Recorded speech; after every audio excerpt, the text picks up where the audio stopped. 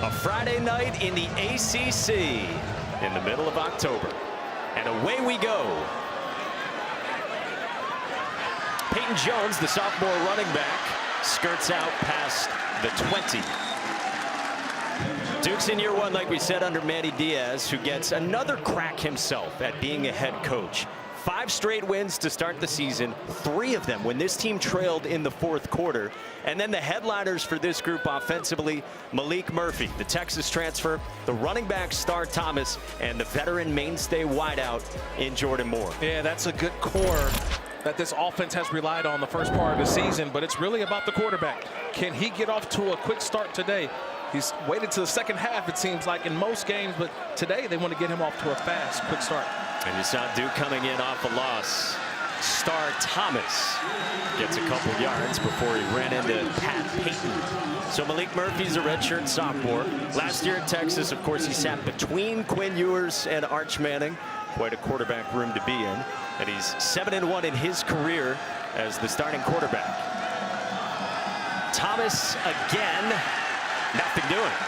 Pat Payton on another stop, and it's 3rd down. Yeah, the challenge today for Duke on the offensive line, they're going up against a defensive line that has NFL-type players for Florida State.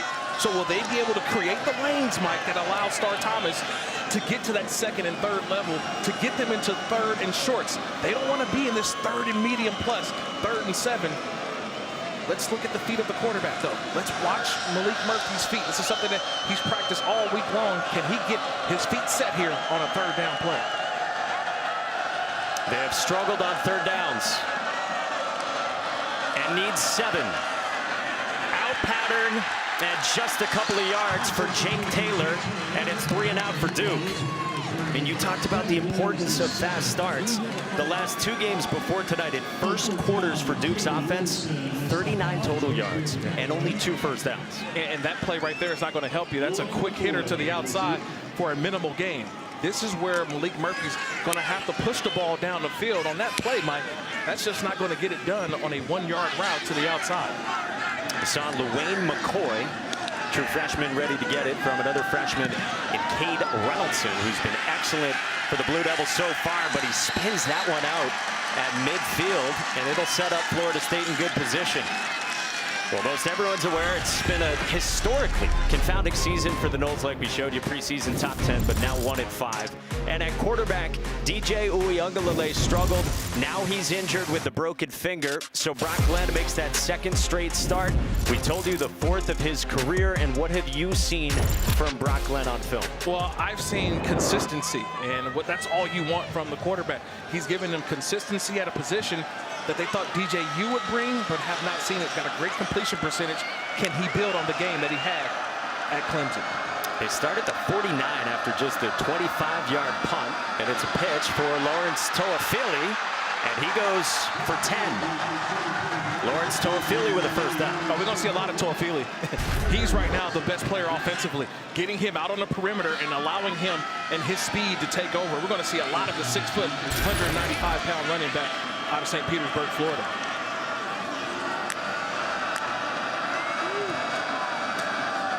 Glenn, a screen for Toafili. Turning upfield. Toafili down the sideline. Bumped out of bounds in the red zone by Jalen Stinson after 27. You gotta love this little hideaway screen. They fake the ball to Toafili. He hides behind the offensive line and he pops out for the gain. No one saw him and he was able to get to the outside for the big gain. And what did Mike Norvell say to us this week? That they wanted to get Toafili back in the receiving game.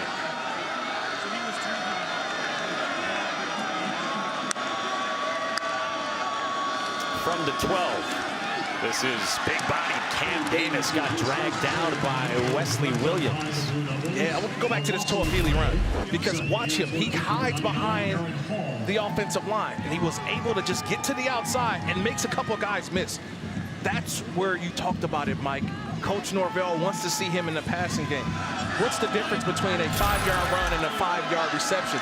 Nothing. It's still 5 yards. Get him the football. He's on the sidelines right now with the true freshman, Cam Davis, beside Brock Glenn. Davis plunges inside the 10. Sets up third down. And this is something that we have to look at throughout this game. For Duke defensively, they love to cause havoc. Their defensive front, they like to get up the field, and so does Florida State counter that by making them come up the field and throw some plays behind them, screens and draws in the run game. Very aggressive Duke defense under Manny Diaz and his defensive coordinator, Jonathan Packey. You see, they lead the country in TFLs per game. Showing heat. They bring pressure. Glenn quickly to Hakeem Williams, and he gets dragged down by a sure-handed Josh Pickett. And now it's fourth down from the 5. I love that game that Josh Pickett just played, Mike. They were one-on-one on the outside. Pickett versus Williams. He showed press right before the snap. He backed out into sort of a zone look, and he was able to come rally up and make the play. If he doesn't make that tackle, it's a touchdown for Williams. Pickett makes the tackle, and it forces fourth down. So a stand in the red zone to force an attempted 3 from Ryan Fitzgerald from 23. One of the best kickers in the country. 6 for 6. Hasn't attempted a field goal in more than a month back in week 3. But no Russ. And Mike Norvell's team out of the bye week gets 3 on the opening possession in Durham.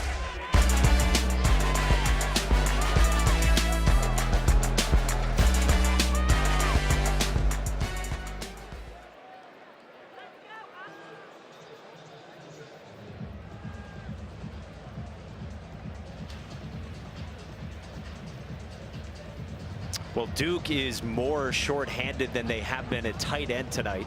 Jeremiah Hazley got injured early in the season with a leg injury that has him out for the year.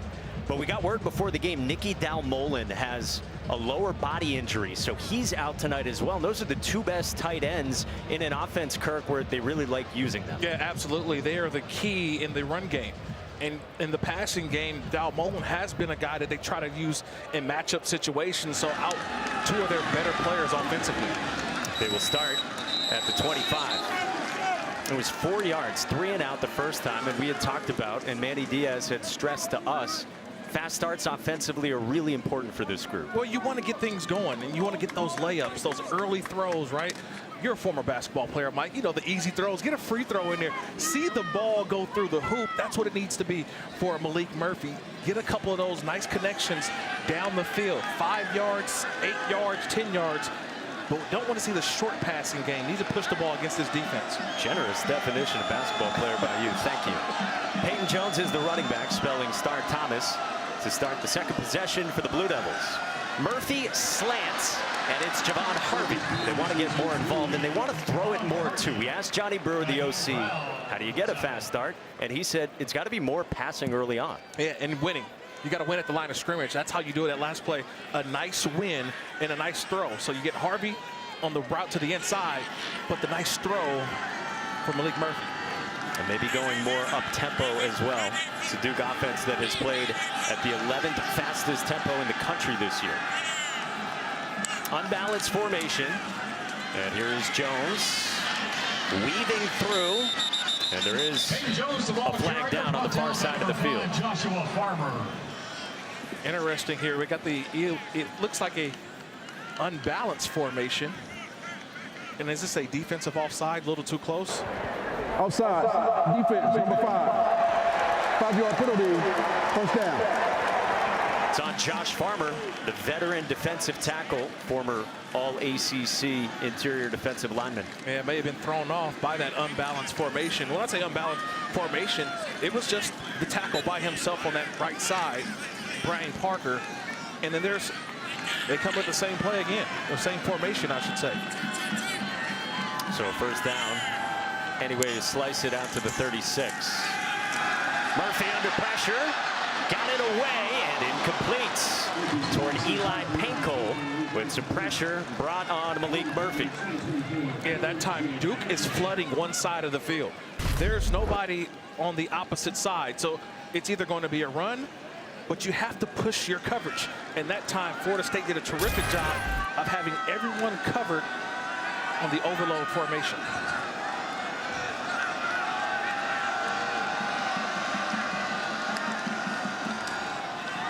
Jones is buried by Omar Graham. It's a loss of 3, and the Noles linebacker just popped Peyton Jones. I was always told, if you see space, you got to run space. Watch him. Then that's how you do it. You got to find it and go get it. Nobody blocks him. That's just an easy run through for the linebacker. See it, get it, celebrate for Omar Graham. Absolutely. That's how you do it. The silencer. And now it's 3rd down and long. Duke needs 13.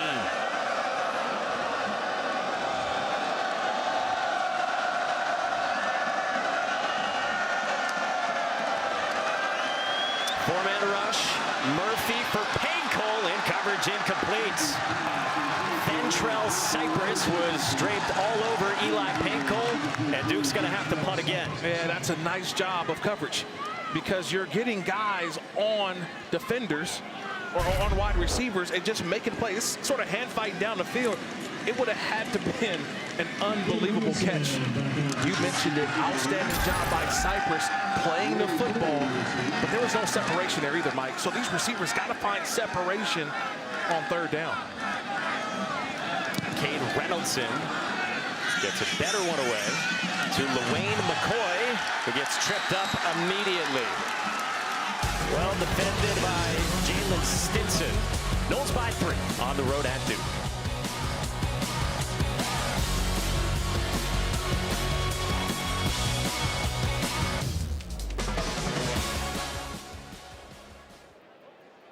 But he said to us, I feel like I'm catching up, and it's starting to slow down for me a bit every time I get out there. And when he says slow down, people have to realize what he's saying is the checklist in his head, going through, getting the formation, getting the play call, understanding where everybody's going to be at. When you do it with repetitions, the game does start to slow down for you. He starts out the second Florida State possession from just past the 20. With Cam Davis beside him. Glenn will keep some more run in his game, as Don told you. Stinson came flying in. DJ Uiagalelei, we told you, is out with a broken finger, and he had struggled as well. 2nd worst QBR among all power conference quarterbacks. 6th worst completion percentage in the country, but he has served Brock Glenn really well. He's been a good teammate to the guy who's taken over the job. Yeah, he's been a great mentor for him. Glenn pulls it again, and it's wrapped up. Terry Moore with a good stop, and it's 3rd down. Yeah, going back to that last thought, there's DJU on the sideline. He's charting plays. He's been in the ear of Brock Glenn, just trying to be an extra resource to the young quarterback. And that's what you want from a guy who's as experienced as DJU. He wants to be out there, but trying to get everything that he can to the young Brock Glenn. 3rd down and 3. Glenn got it away, but incomplete for Landon Thomas. Free hitter off the edge, forced the misfire, and it's 4th down. Yeah, see, you're seeing the game right, Mike. That's what I'm talking about. Jalen Stinson was that free hitter. He was the guy on the blitz. He's the rover player. That means he's roving around the line of scrimmage. He decided to blitz, and that's what hurried the throw from Brock Glenn. Couldn't set his feet, and this is where the young quarterback comes in. A little bit older quarterback, you realize you got to stand in there and deliver that football and take the hit. That time, Brock Glenn decided to throw it quickly, and it was an errant pass. So Duke's defense counters with a stop. We saw Quayshawn Brown back deep, and all kinds of pre-snap shuffling. Alex Mastromanno is one of the best punters in the country. Brown from just outside the 20. Quayshawn Brown tiptoes out past the 30. Well, Saturday, the 2 best matchups on the slate are on ABC. Part of a triple-header that starts at noon Eastern. Number 7, Alabama. Number 11, Tennessee at 3:30 Eastern. And then at 7:30 Eastern, Texas and Georgia in Austin on ABC and ESPN+. Texas has been dominant this year, and so Georgia goes in as a dog against the Horns. Yeah, Quentin Ewers and that offense had a little Arch Manning. We got a chance to see them to start the season, Mike. That is a well-coached football team. They look great getting off the bus as well. Midway through this first quarter in Durham, Duke's had 7 plays for 7 yards. Malik Murphy on a slant that is caught by Javon Harvey. Someone they want to get more involved. A 6th-year senior transfer from Old Dominion He's already got 2 catches, had only had 5 coming into tonight. He's got some speed, and they think that'll fare well against the man coverage of Florida State. Go right back his way again, but Cypress draped all over him. You want to see Malik Murphy hold that fake just a little bit longer. That would give him a better window, but it's just outstanding coverage. That's the second time we've seen Ventrell Cypress with a nice play. That's a clinic play. Got the left arm in there. Didn't get the right, got the left arm in there and was able to still to secure the tackle had that catch been made. For Adam Fuller's defense, as Duke is off to another slow start offensively the first 8 minutes. And you see what they did there, Mike? They huddled. So they're kind of taking a little bit. That's 2 quick plays, and you're already in the 3rd down. 3rd and 6. Empty. 4-man rush, and it's batted down at the line of scrimmage. Darrell Jackson got his mitt on it, and it's 4th down. Yeah, that's 6'5", 330, Darrell Jackson. So he didn't have to go too high. He didn't even have to really climb the ladder. He just pushes the pocket and get the right hand up. So that's when you're talking about a defensive front. Trust me, I saw some NFL scouts out there before a game on the sideline, Mike. They said, I don't know how good this Florida State team is, but they look good defensively. They got some guys that you want to make sure they get off the bus first. And we know all about what the expectations were, especially for that front 7. Fair catch signal from LaWayne McCoy at the 20. Inside of 7 to go in the first quarter in Durham.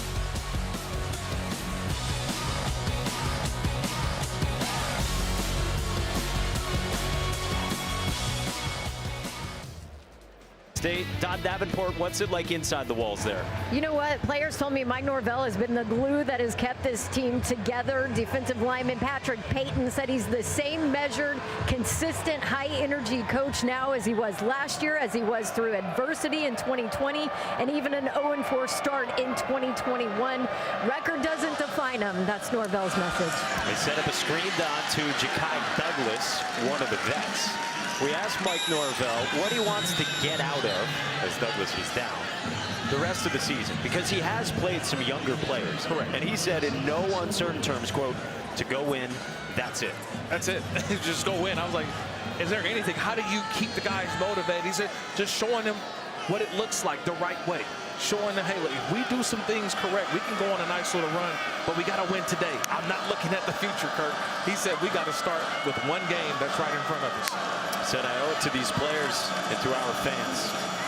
Glenn, incomplete for Jalen Brown, the LSU transfer. 3rd down coming, and look, you compare it through 6 games this year to last year, it all jumped out to you. Yeah, what jumped out to me is the 33 touchdowns last year at that time. This year, only 10 touchdowns, so they're not scoring at a high clip. They're trying to hopefully have a defense bail them out, but they've got to find some kind of continuity for both sides. 0 for 2 so far on 3rd downs. Duke's been one of the best 3rd down defenses in the country. They're going to bring pressure. 5 picked up, and Glenn had it batted down. VJ Anthony got his mitt on it, and it's 4th down. I know we're talking Duke, Florida State, but I know college basketball season's right around, man. And VJ Anthony, he goes 6'6".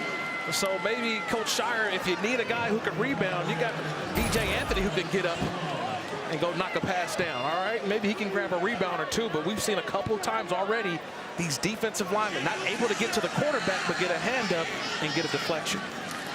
And now Kyle Morlock on a fake has the 1st down and more. Morlock into plus territory on a fake punt by the Seminoles. 31 yards. Here's your guy. You got to watch. No one keeps their eye on this guy, the up back, Kyle Morlock. And when he gets the football, what happens? He knows what to do with it. Gets to the outside, and no one is there. I don't know if Duke even realized he had the football until he was well down the field. How about that moment for Kyle Morlock, a guy who has struggled with drops this year and essentially has been supplanted by a pair of true freshmen. He's got the most drops on the team, but comes up huge right there. And now Cam Davis with a cut. Barrels inside the 30. There is a penalty flag down back near the line of scrimmage on the far side of the field. What a momentum swinging play. You think You hit the 3 and out defensively for Duke. They're excited, and then you get the fake punt on 4th down, and you think like, oh, wow, we've done something, and here you are, the first play after the big play. There's no foul on the play for illegal formation. First down. There's no penalty. Or not. There we go. So you go from the big play on 4th down and now a 16-yard run right after. 47-yard swing on the 4th down fake, and then Cam Davis going to work. The Noles have it at the 27.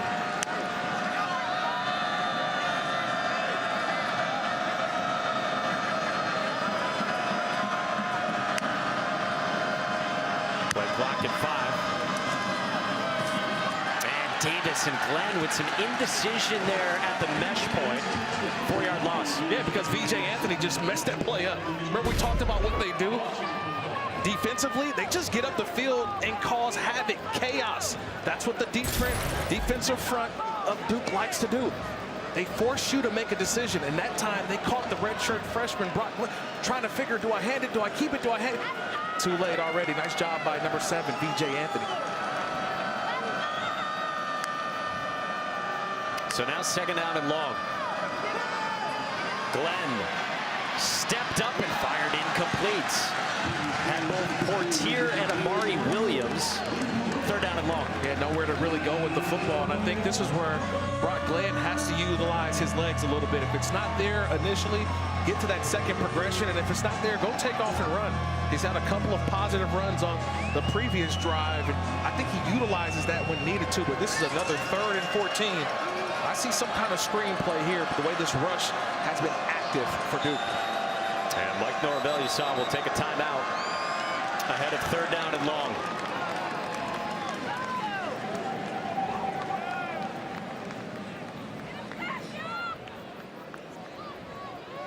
Well, Duke trying to tighten up here on the outskirts of the red zone. And Manny Diaz has brought in his defense. We know how good it's been through the years, especially last year at Penn State. 3rd best defense in the country. And then Jonathan Patke, who he brought in, they pride themselves on TFLs, sacks. You mentioned the aggressiveness those defensive linemen play with. It doesn't change for Manny Diaz wherever he goes. Their guys are going to be hungry, they're aggressive, and the one thing that I can say this, they fly to the football.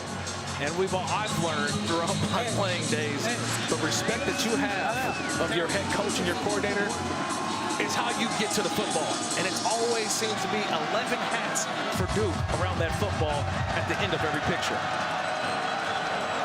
Out of the timeout, 2 running back look from Florida State. Cam Davis and Lawrence Toafili. Glenn, drop. Malik Benson, 4th down, and that has plagued Florida State all season. You can't draw it up any better. They had the right route combination. That ball's delivered right where it needs to be, and that's a clean drop. That's nothing the defense did. That's just a drop from Malik Benson. And you're trying to build confidence in a redshirt freshman quarterback. That's not how you do it. Benson letting this guy down. We've got it as their 16th drop of the year, tied for the 10th most in the country coming into tonight. So you had the big play on the first drive, resulted in only 3. You had the fake punt, and now you're only able to attempt the field goal. This from 48 for Ryan Fitzgerald. His 4th year on the job, and didn't get all of that. VJ Anthony caused havoc for Duke.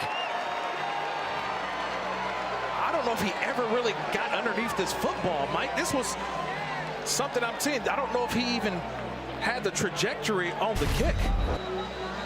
Mason Arnold's snap a little bit high for Alex Mastromano, and everything was out of sync. I thought it was Anthony that got it, but it was actually the snapper. It was the long snapper. It looked like Mason Arnold that right off his back, or went right off the back of number 32, the long snapper, Mason Arnold. So never had the trajectory that was needed for the kick. So I guess you give that block to Duke. For all the struggles for Florida State this year, the special teams have been very good for Mike Norvell. A couple flags down. Substitution infraction. Offense, more than 11 players. 5-yard penalty. First down. And then costly from Duke after the change of possession. And at some point, Mike, I want to see Duke take a shot down the field. I think we've seen Florida State. They've been the ones that's been aggressive offensively. It's time to see Duke get a little aggressive offensively. They usually love to take those shots down the field. Have not seen it. You saw 2 of those 3-and-outs have come already tonight. Slant, and Eli Pankel gets into a wrestling match with Quindarius Jones.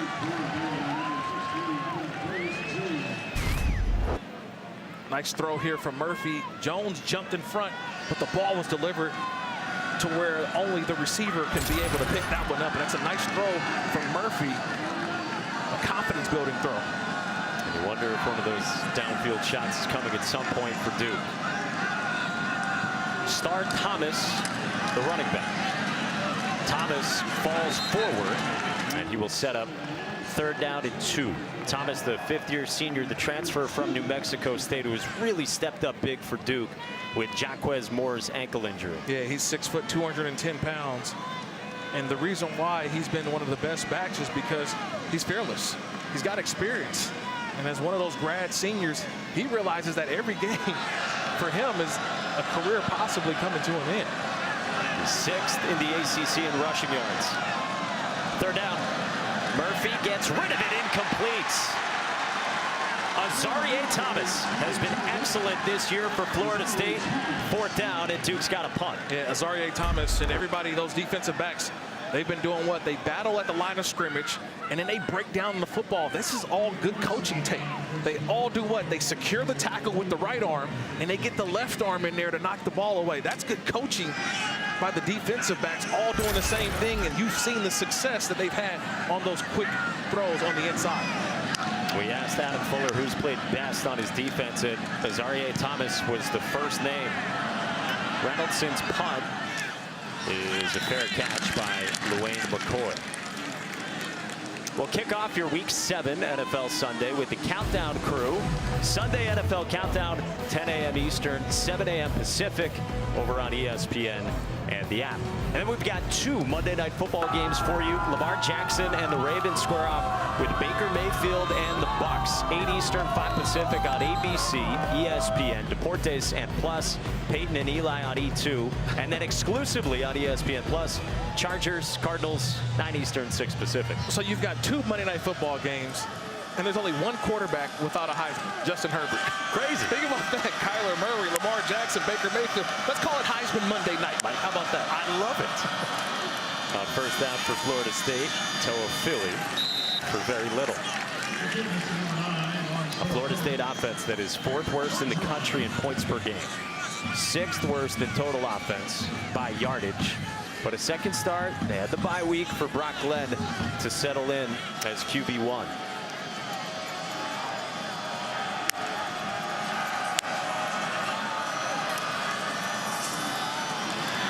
Toa Philly with nothing. Ozzie Nicholas. We asked his defensive coordinator, can you get more braces on this guy? He said no. On the arm, on the leg for the Princeton transfer. Yeah, you got it. Ozzie Nicholas from San Diego, California. Encinitas coming downhill, making some plays. And this is what I talked about with you, Mike. When we watch the defense of Duke, they get the defensive linemen going north and south, and what do the linebackers do? They just kind of play off. They allow the defenders, the defensive line, to get up the field, and they'll play off and find the open gap and make the play. 2-back look on 3rd down. Brock Glenn has missed on his last 4. Pressure picked up, and it's intercepted by Chandler Rivers to the house. Pick 6.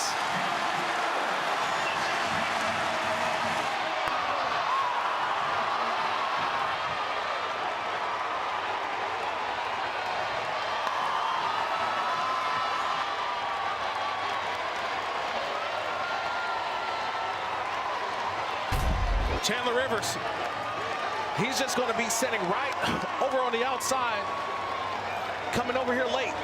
And watch how he just baits it and baits it. He realizes where the route is at. It's 3rd and 10. That route is going to break at 10 yards. And who's right there at 10 yards? It's Chandler Rivers. Steps right in front and runs it in for a touchdown. He's playing almost every single play defensively. He did it last week and the weeks prior. one of the best players on this defense. They challenge him to make big plays. And guess what, Mike? They finally made a big play defensively. Chandler Rivers was talking to his defensive coordinator, Jonathan Patke, during the bye week. He said, Coach, I don't feel like I'm getting a lot of action.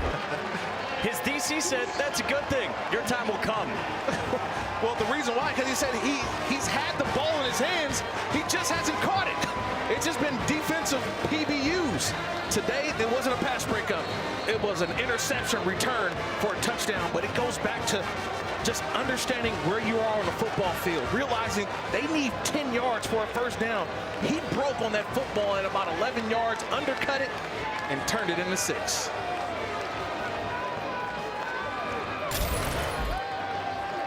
Their best corner, like you said, he's versatile as well. He'll slide over to nickel on third downs to get Deshaun Stone into the game. He's always matching up on the opponent's best.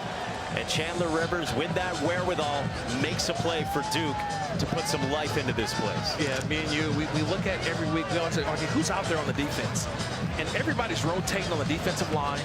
This linebacking group rotates, but when it comes to Chandler Rivers and Jalen Stinson, these dudes are out there every play.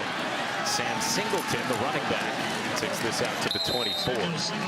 Well, this season, All-State will celebrate every field goal and extra point made by participating universities by making a donation to the university's General Scholarship Fund. Thank you, All-State. So, Mike, we come back to this football game, and you looked at this first quarter, the way it's played out. A couple of drives by Florida State. They have a fake punt that gets them down on the opposite side of the field. Their first drive had a nice couple runs and big plays in a passing game, and yet they've got 3 points. And with one play defensively for Duke, they've turned this into a 7-3 lead, and they haven't played well offensively. They only have 24 yards of total offense, but they've got the lead with about 90 seconds to go in the first quarter. Glenn on the move. And Brock Glenn lost the football.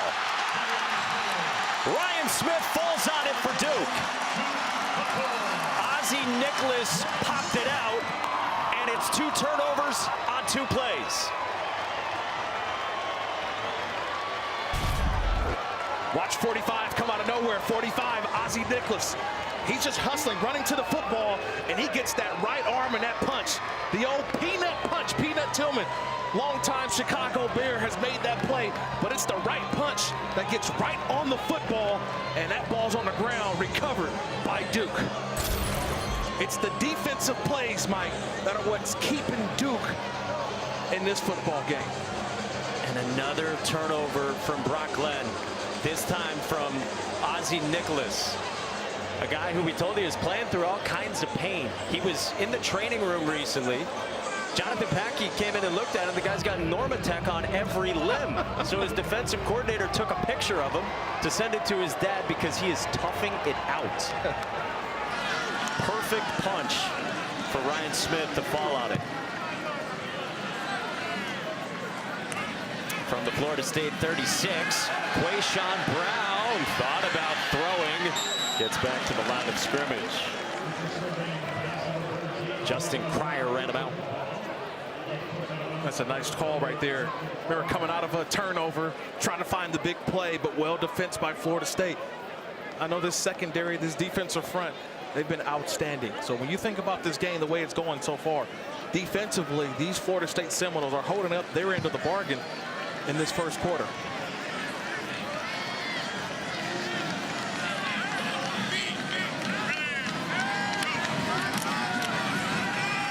Stark Thomas. Wrapped up by Justin Cryer. 9 yards, and it's 3rd and 1. And this is 4-down territory. You want to make this turnover count. And I don't think you just want to get 3. They want to get 7 here. This may be the last play of the quarter. Duke quickens the tempo. Thomas. And Stark Thomas has a first down.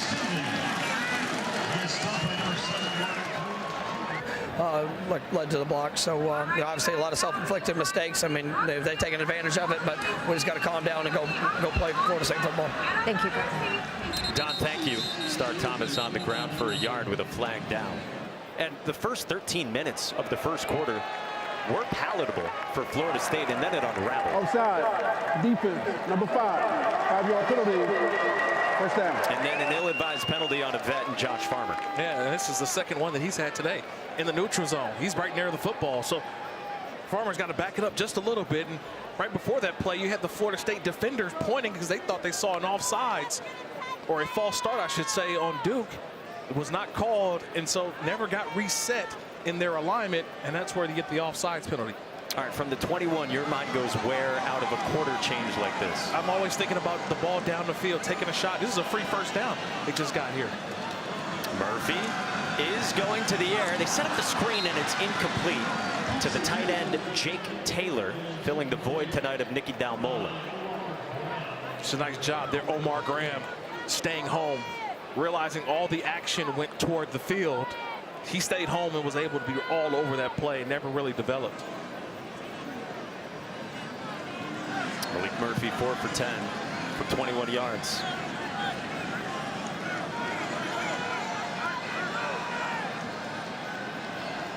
Florida State allowed to sub as well after Duke did. Play clock, though, is winding down as the officials hold it for the substitution. Star Thomas wrapped up by Justin Cryer. Nicknamed Juice for a loss of 1, and it's third down. Yeah, nice job creating a pile, building a wall with that defensive front. There's nowhere to run for Star Thomas, and now you got to rely on your quarterback. This is where I want to see Malik Murphy grow as a quarterback. It's right here. You're near the red zone. This is a weighty down, Mike, where they've got to make a play to extend this drive. You had some big plays defensively. Can the offense punch this ball in? 3 receivers to the field. Peyton Jones with Murphy. 1 for 5 on third downs. Murphy got it to Samir Hagans. First down. And that was a first read. That was a one-read throw, Mike. That was the only read on that play. You put Hagans in motion. So once he's in motion, you realize you've got the man-to-man, and he's able to fake the outside, come to the inside, and that ball's delivered right where it needs to be. That's a big first down right here as they enter the red zone. You talked about seeing growth from Malik Murphy. Coaching staff said to us this week he's got to hit on his layups. Felt like they missed too many the first half of the season. Murphy, end zone too tall. There's a flag down as Zaire Thomas had the coverage on Javon Harvey. And this is just another defensive penalty. I just don't get it. I mean, this is the easy part of the game. Offside. Defense. Number 11. 5-yard penalty. First down. And quite frankly, it's happening all season from Florida State, and guys that you expected to be leaders. Pat Payton here after it was Josh Farmer a couple of times. Yeah, but what did Coach Norvell just said in the interview with Don? What did he say? Self-inflicted wounds. That's nothing that Duke is doing offensively. These are some of the things that they're doing defensively with an offside. That's a free play there for Duke. Murphy a pump. Pankel incomplete. Ventrell Cypress had the coverage. So what is it with Florida State? Is it coaching? Is it lack of focus from your vets? Why does it keep happening? Well, I think it's just the focus right now. The different formations that you're seeing from Duke. They're going fast, they're going slow, they're varying things up. But you have to take care of you, which is being offsides, knowing where you are. Okay, or sorry, being onsides, knowing where you are on the field. But again, on that last play, this secondary is playing tough, physical football. They were going to have to find a way to punch this ball in if you're Duke, because these corners are playing great. Peyton Jones wrapped up. Sione Lolohea got to him after 2 yards, and it's third down.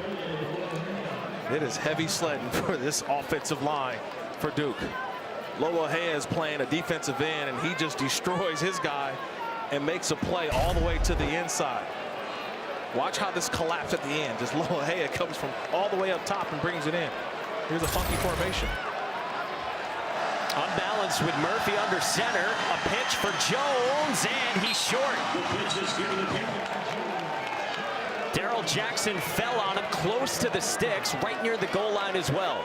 And I think that Coach Manny Diaz is looking for a measurement here. This is a 4th down, but trying to see if he can lobby these officials for a measurement for a 4th down.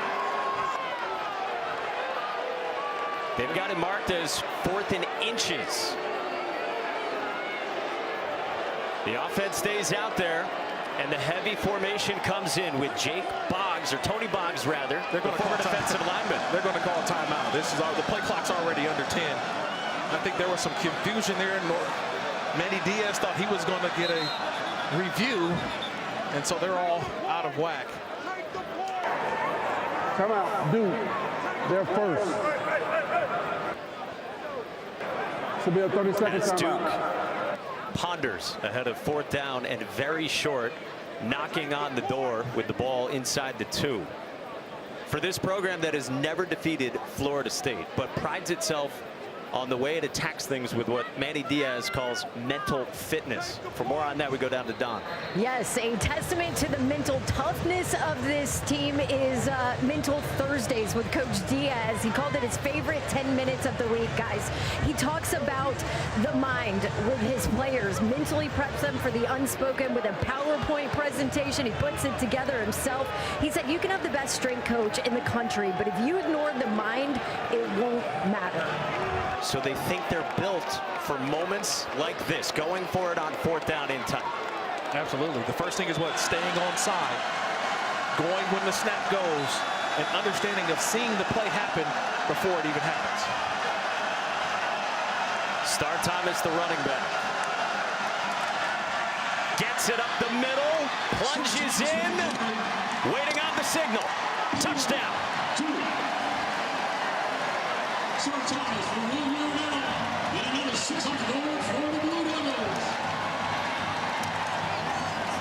That's just a big surge right up the middle, Mike. You get the big guys up front, and they were able to do it. It's a one-on-one. That's it. That's what you want, one-on-one. Cryer and Thomas wins the battle. Cryer just goes a little too low. He's got to get higher. He's got to stand right there and get a good punch. When you go low, it allowed Thomas to do what? Leap over, and that's how the ball was able to just touch the pile, touch the end zone for the touchdown. Manny Diaz knows the all-time record in this series. Told us he addressed it during that Mental Thursday session this week with what they call dragon tales, where they address the elephants in the room and the series history. And he goes for it on 4th down against the Duke. Check the marker. Outside. Number 1, that plays decline. The try is good. 4th time, and that is hard to fathom for Florida State that they've been offsides that many times already. Duke feeling good. They're up 11 in the first half at home.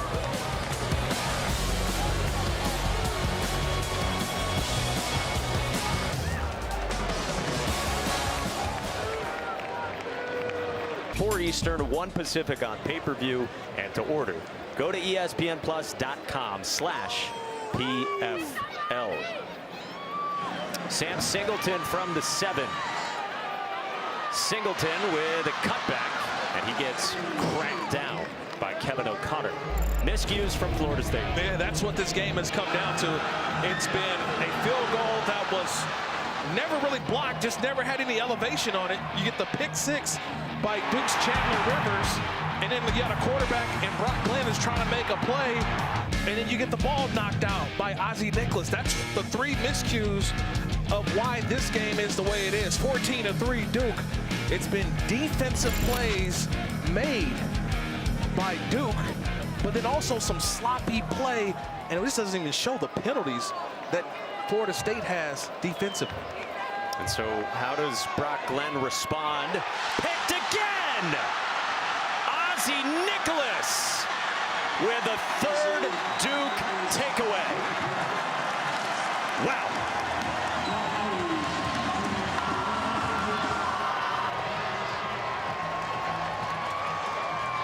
Mike, I don't want to say this, but I got to say it. I think he's seeing ghosts. There's nothing there. Nicholas, just watch him. He's just going to sit in his zone. He's not even going to really move. Watch the linebacker, Nicholas. He just goes over. He sits in his zone. That ball hits him right in the hands. So that's a quarterback who's seeing something pre-snap, but he has to understand that it's going to change post-snap. That's an easy interception for the inside linebacker.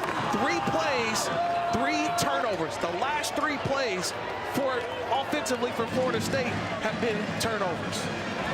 And I was worried how Brock Glenn would respond, guys, because I saw after that fumble a different reaction for him. It clearly bothered him.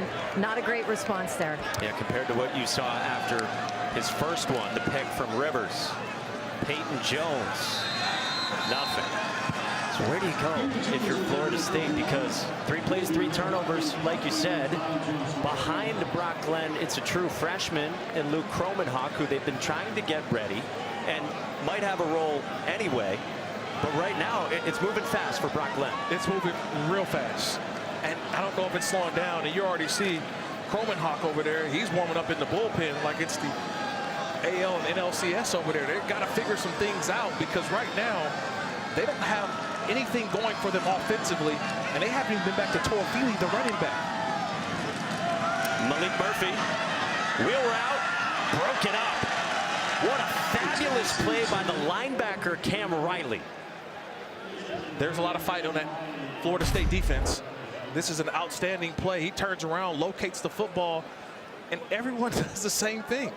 They utilize that left hand. They secure the tackle with the right, and they knock the ball away with their left hand. They're being coached the right way. Defensively, Adam Fuller, his guys are playing. They're not worried about what's going on offensively. Take care of your side of the ball. That's what this Florida State defense has done.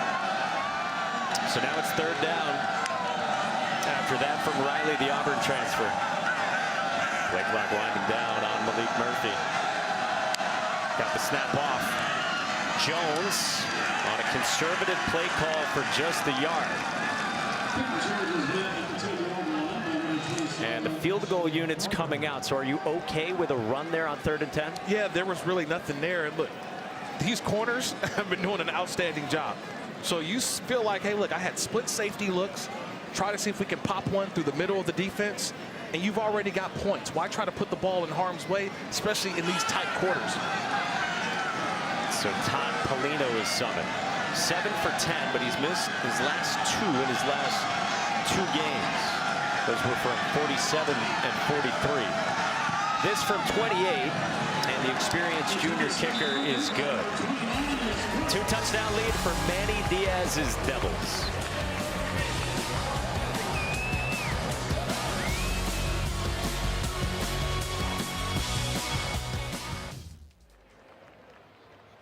Looks like we will see the true freshman Luke Kromenhoek come in on this drive. First collegiate snaps, Don, with Sam Singleton running it out to the 24.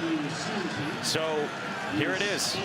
True freshman Luke Kromenhoek takes over for Brock Glenn after Florida State just became the first FBS team this season to turn the ball over on 3 straight offensive plays. Now it's Kromenhoek's turn. And here he is. And trust me, I'll tell you this one. You felt that this could be a game you may see Kromenhoek. You come out of a bye week. He got some reps. He was the backup quarterback, so he's got some reps. Let's see how they get him acclimated to this game. Cam Davis with a lane. Cam Davis takes it for a first down at the 35. Yeah, Kromenhoek's from Savannah, Georgia. Former top 200 recruit in our ESPN 300. In the last couple of weeks, there has been some talk of him getting some reps along with Brock Glenn. We were told by Alex Atkins, the offensive coordinator, that there was a plan to play him anyway, but that it would depend on game flow after Glenn had looked pretty decent against Clemson.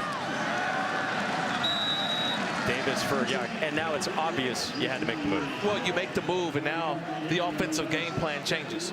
Okay, they're not going to throw this football 40, 50 times today. They're going to hopefully rely on this running game. So all of the backs who are available today for Florida State, you're going to get a touch. You're going to get a carry. These wide receivers, they may do some end arounds and things like that, but the short, quick passing game, what may be best for Kromenhoek today.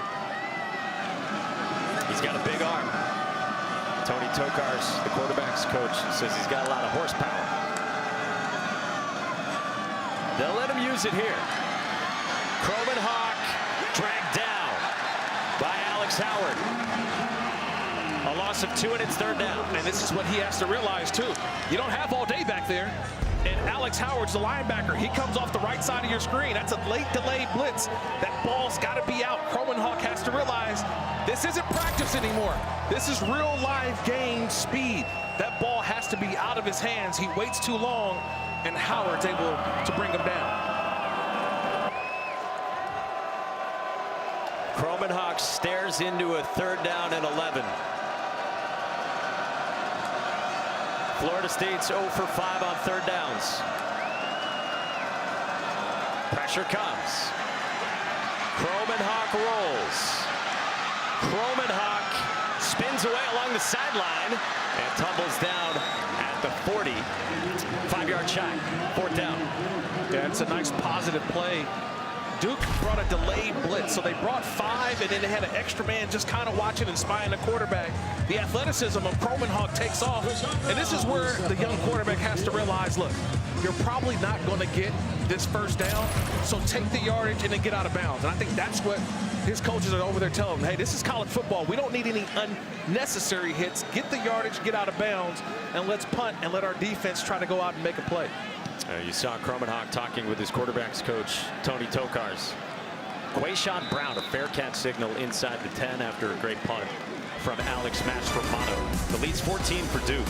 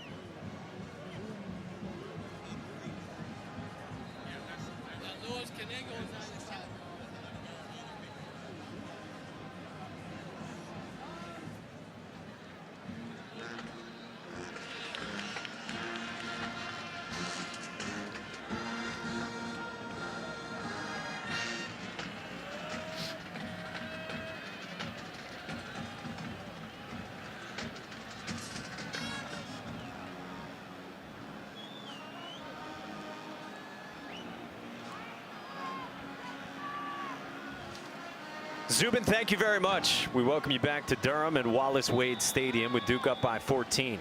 With Kirk Morrison, Don Davenport, and our entire crew, Mike Monaco with you midway through the second. Duke starts out inside its 10, and Star Thomas gets popped. Let's check out our weekend menu presented by Dave & Buster's. Great day coming tomorrow. Oh, man, great day. Cam Ward going against Louisville. That's going to be an outstanding matchup. ABC, just turn your TV on ABC tomorrow and just don't leave. So get your popcorn, schedule your bathroom breaks. Once you turn on ABC tomorrow at noon, you're not leaving till midnight, I feel like. It's going to be great football all day long. Second down. Thomas bottled up. Noel Swarm for a loss of 1, third down. I'm just watching all those games for tomorrow, and I'm looking at that ACC clash between Miami and Louisville, two teams that are vying and have an opportunity to win the ACC. And I'm looking at Duke right now, who they're still in it as well. They've got to get some things fixed offensively, but they're still only the one loss to Georgia Tech a couple weeks back. And if they can get some things going offensively, they could put themselves in this conversation for an ACC run at a title. 5-1 overall, 1-1 in the league. Third down and 9, and it's on the ground again for Star Thomas. Ran into Omar Graham. So it's a couple possessions in a row. They've just kept it on the ground, and with the poor field position, they'll take their medicine and punt. Well, I think it's more about the quarterback on the opposite side. They're going against Florida State, and they can't make a play offensively. They can't. Receivers aren't catching the football. You've got young quarterbacks over there for the first time, really, in Kromenhoek and obviously Brock Glenn. I think this is more about having confidence in your defense for Duke than it is trying to put the ball out there offensively and put yourself in harm's way. Cade Reynolds in out of his end zone, had it partially blocked. Was able to get it to roll into Florida State territory. A.J. Cottrell got a piece of it. Got a terrific jump by Cottrell. He gets there. Now, the only thing is, I would say this, Mike, he didn't have both hands. He only extended the right hand. Maybe if he gets both hands and has the traditional block for a punt defender, he's maybe able to get both hands on that football. I used to play punt return back in the day. Punt block, oh yeah. You blocked the punts or returned the I punts? never said I blocked the punt, Mike. I just said I was on the punt block team before. Okay, but so you weren't the return man, to be clear. But I know I practiced the position a couple of times. Never blocked one, but I know how to keep the hands in the right spot. I trust you more than me, that's for sure. Cam Davis on the ground. And Bergeron in on the stop. He's been a stalwart on the Duke defense this year. Yeah, you see number 4 just flash all game long. You know, watching tape back, you're like, okay, who's this number 4 guy? Cameron Burke. He just does everything.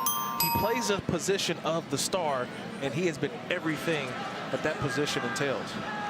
The offensive coaches during the bye week looked at all the film of the defense. They thought he's the best player on Duke's defense. Davis again with a cutback. Out to the 48, very close. Terry Moore in on the stop. 4 down territory here, Mike, with 3rd and 1. I assume that they're going to keep the ball on the ground here with the true freshman Kromenhoek handing off to Davis. But if they don't get it, definitely they're keeping this offense on the field.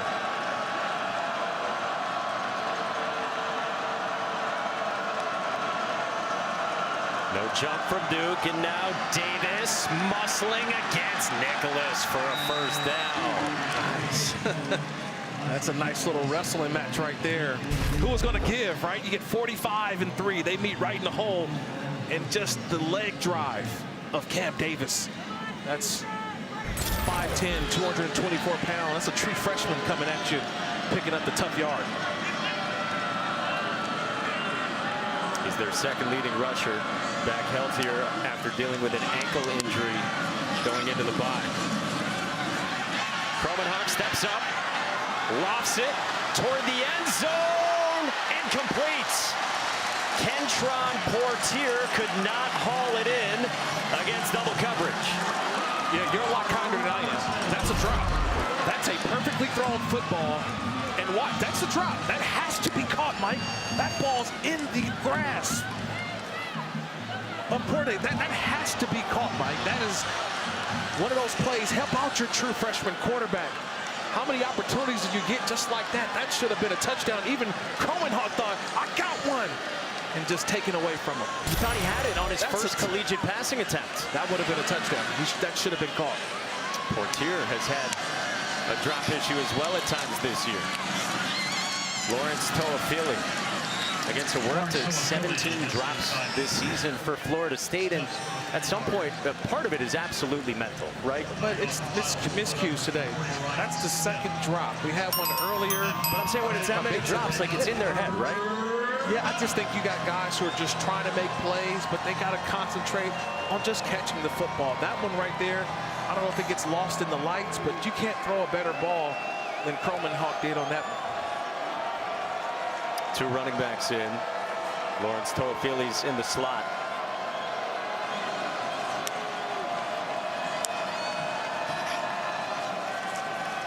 Duke brings 5. Kromenhoek goes down. There is a flag down as Josh Pickett got home on the quarter blitz. Yeah, they showed a different picture, and Kromenhoek got fooled. He saw that they were bringing 6 players, and at the end, they dropped all out to play cover 2. Hands to the face.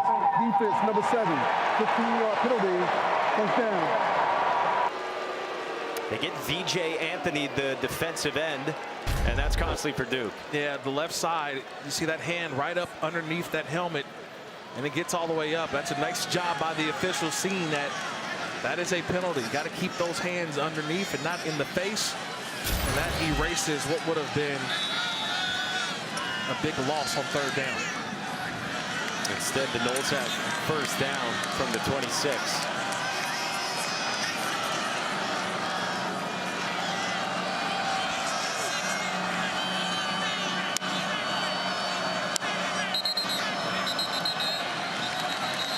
And a flag is down. Now 2 of them.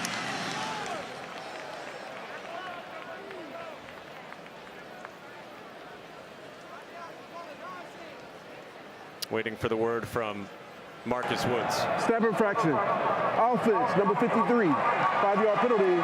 First down. And so the issues for Florida State have extended to a guy in Maurice Smith this year, who has started in parts of 6 seasons, but he had some snapping woes each of the previous 2 games, and then he gets tagged for the snap infraction here. Yeah, one of the few players in college football has played in 2 different decades. I hadn't thought of it that way. I know, I'm getting older, Mike, so what you do is you start thinking about how many decades some of these guys have played in. 6th-year senior center, Maurice Smith, backs up the Noles into 1st and 15. Kromenhoek had the pocket collapse, and he takes off, goes sliding right into Cam Bergeron. Yeah, you don't want your quarterback taking those kind of hits, and I get it. Kromenhoek's just trying to make a play. This is a young, true freshman. Played in the high school ranks last year, but you don't want to take those types of hits. And doing it behind an offensive line that, in game number 7, starts a 6th different group. Going with the young guards, Andre Otto at left guard and Jalen Early at right guard tonight. Approaching the 2-minute timeout. Emptied for the freshman. Kromenhoek swarmed. He gets dumped by Alex Howard for a loss of 8. They're just going up and under. It's a TE game. Tackle goes up, That in is the goes 2-minute up and timeout. inside, and Alex Howard getting another sack. And Florida State just looking for answers offensively.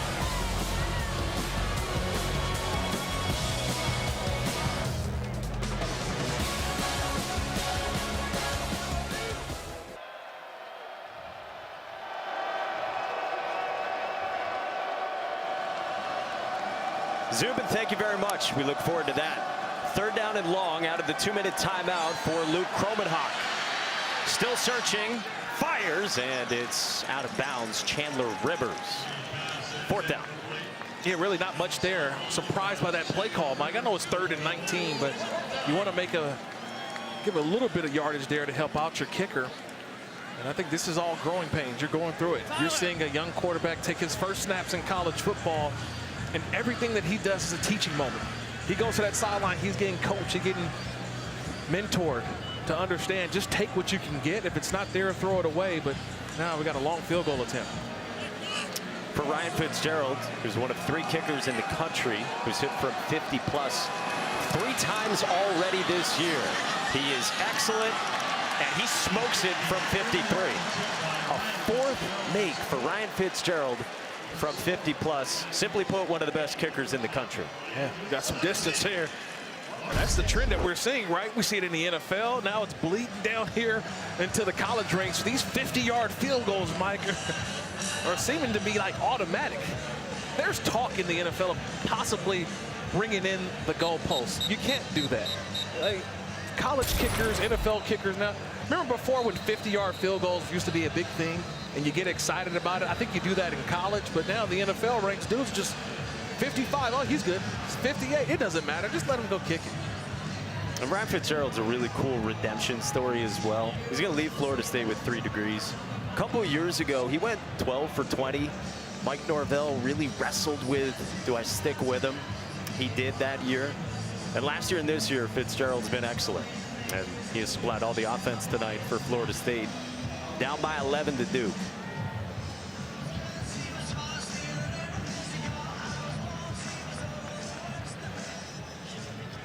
It's the first time Duke has ever led by double digits against Florida State. Peyton Jones takes it to the 20. Well, Zubin told you tomorrow the 2 best college football matchups are over on ABC, part of the triple header starting at noon Eastern.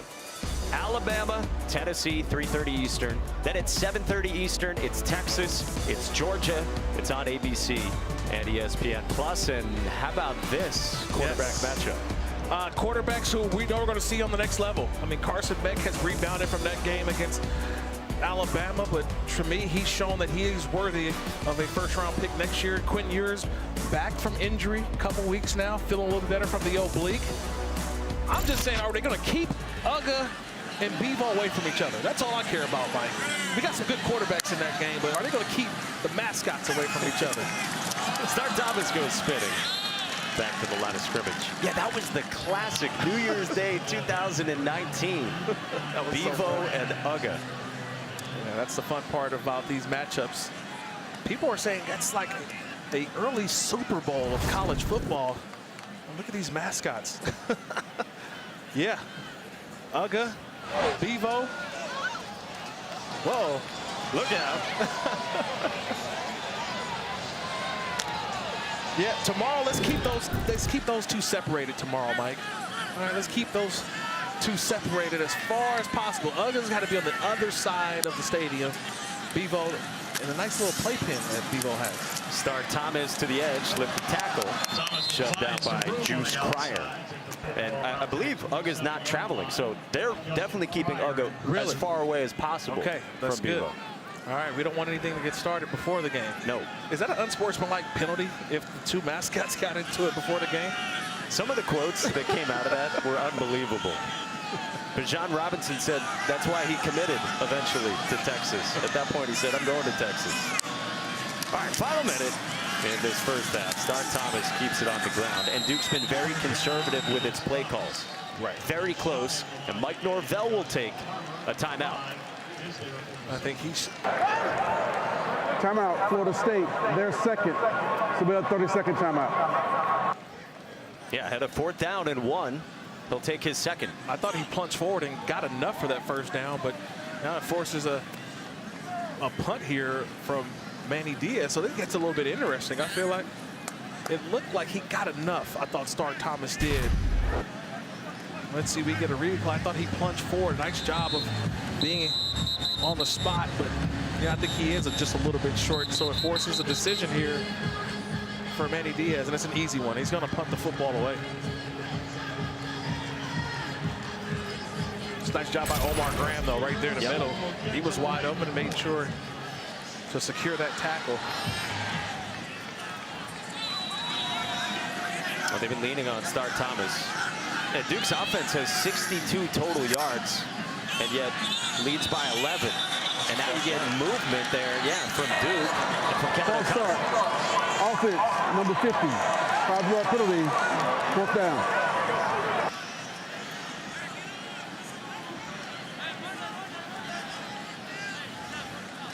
So Duke's been keeping it on the ground. They haven't really put it in the hands of Malik Murphy. You said it's because of, obviously, Florida State's struggles offensively. But now you get into field goal range. You make it a 1-score game, head into halftime.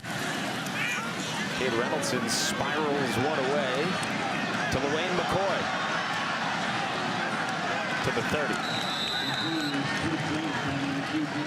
And I think if you're Coach Norvell, this is what he's thinking. I've got an opportunity for my true freshman quarterback to get some reps in his 2-minute drill, right? These are the live reps that I keep talking about, Mike. This is an evaluation from Coach Norvell and his entire football team, especially his quarterback, young quarterback, Kromenhoff. Well, and you think about DJ Uiagalelei as well. With what we've seen tonight, if and when he gets healthy, you go back to him. We asked Mike Norvell this week very directly, do you expect DJU to play again this year? He said, quote, we'll continue to see how he recovers. That was all he said. We asked about a timeline on the injury. He gave us no details. But maybe things have changed a little bit based on how tonight has gone. All right, 38 seconds for the true freshman, Kromenhoff, feeling the heat. Got it away to Toafili. And pushed out of bounds after 4 yards. Now, one thing I've seen from Kromenhoff, you didn't see much because I had to go back and watch the college tape, right? But I mean, the high school tape, I'm sorry. But now the college tape just shows me what he's willing to hold on to the football, his athleticism, getting out of the pocket, showing off that, look, he is going to try to extend plays. Rivers shows blitz. It's picked up. Kromenhoff can't escape Bergeron and VJ Anthony. Just back to the line of scrimmage. 3rd down. And Mike Norvell takes his final timeout with 23 seconds to go until halftime. Timeout, Florida State. They're 3rd and final. This will be a 30-second timeout. Well, let's check out Reset the game our clock college for football 24 rankings seconds. brought to you by Verbo. Mentioned the two heavyweight showdowns coming tomorrow. Oregon is leading right now, coming off that 1-point win at Thank you. home against Ohio State. I like this game right here, number 8. That number 8 game right there. That looks pretty good because LSU, to me, after their Week 1 loss to USC on a neutral site, they're a much better football team now than they were in Week 1. They've got some things going offensively. Defensively, they're playing well. Look, no Harold Perkins, but yet they found a way to get that same type of production. They're a scary team, not just in the SEC. I think they're playing their way into an opportunity as well to be a conference champion, but maybe even an opportunity into the playoff. A big day coming tomorrow. That game tomorrow night on ESPN at 7 o'clock Eastern. All right, 3rd down and 6 for the true freshman in his college debut. They'll let him throw. Croman Hawk, 1st down. Ja'Kai Douglas with 20 seconds, and the clock stops for now. Yeah, but no timeout, so they got to get on the ball. Either they're going to spike it, or they got to get the ball deep down the field, at least another, 15, 20 yards to be in the range of Fitzgerald. 8 seconds to snap it. Croman Hawk took the hit, got it away, and another drop. This time from Hakeem Williams, with the quarterback standing in, taking a shot and delivering a good football. Yeah, he delivers the football. It should have been caught, but I want you to watch late in that play. It's watch the safety just come out of the right side. He's looking at the safety. Do you see those eyes? Those eyes are looking at the safety right at the end. Day Stone is right there for the big hit. But Williams stared at the safety late. Took his eyes off of it. That's why he didn't bring the catch in. 3rd drop tonight. 7 seconds to go. Croman Hawk, nowhere to go. Wesley Williams sends this game to halftime. Because they're not really getting much offensively, Mike. Sam Singleton and the Noles will start with it to begin the 2nd half, and Singleton's got a lane. Sam Singleton wins the foot race. A shot in the arm for the Noles.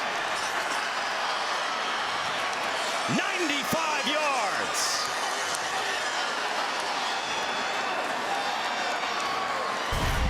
It's just been a return.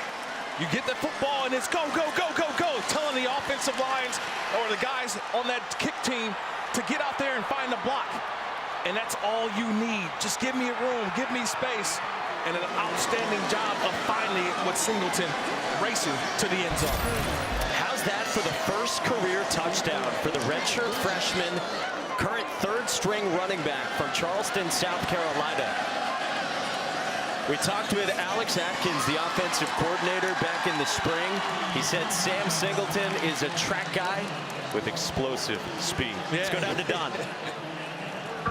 Hey guys, you know Manny Diaz told me they told their guys all week long that whichever defense would put their offense in the best field position is going to win this game here tonight, and we have certainly seen that in the first half. He pointed out that with an inexperienced quarterback that they are facing, they will heat him up in the 2nd half. They have to make the quarterback beat them. So expect some more pressure with them. For FSU, Luke Croman Hawk will go this half. Coach Mike Norvell told me, though, don't be surprised if you possibly see both of his quarterbacks. Right now, Croman Hawk will get the reps, though, for FSU. And, guys, he said we have got to help out whoever our quarterback is. We have to finish plays and protect them. Yeah, you could see that reaction up and down the Florida State sideline throughout the first half.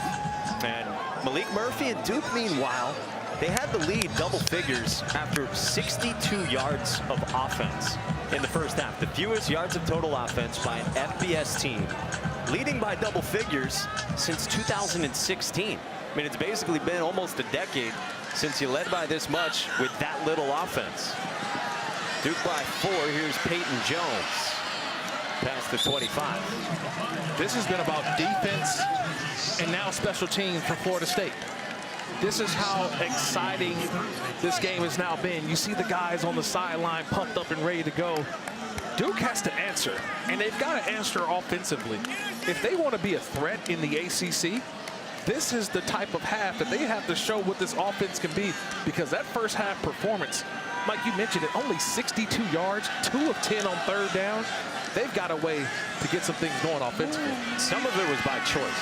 The last time Malik Murphy attempted a pass was with 10:44 to go in the second quarter. The lead has dwindled to 4 for Malik Murphy and the Blue Devils. So it is a pass, it's a quick hitter, and it's Quayshawn Brown for 5 yards. A little shove at the end of it in the face of Ashlyn Barker.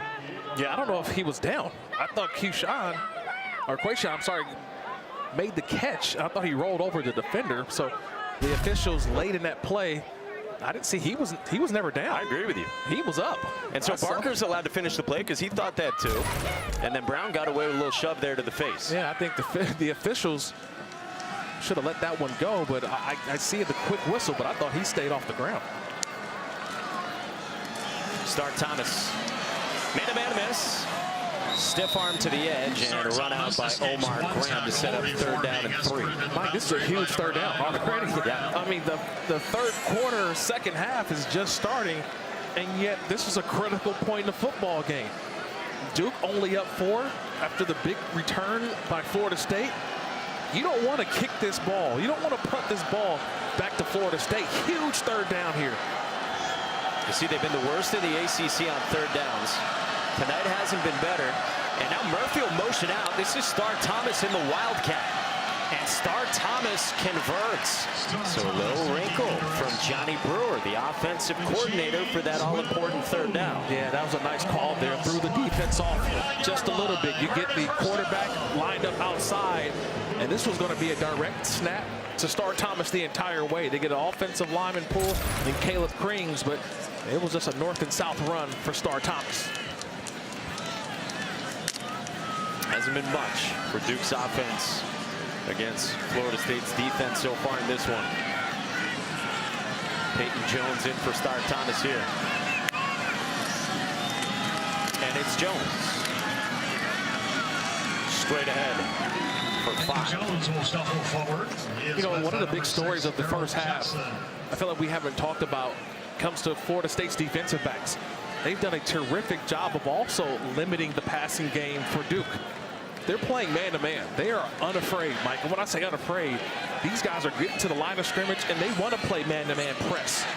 And that's helped out these safeties really fall in late to the running game of Duke. And now all of a sudden, Duke changes up its look.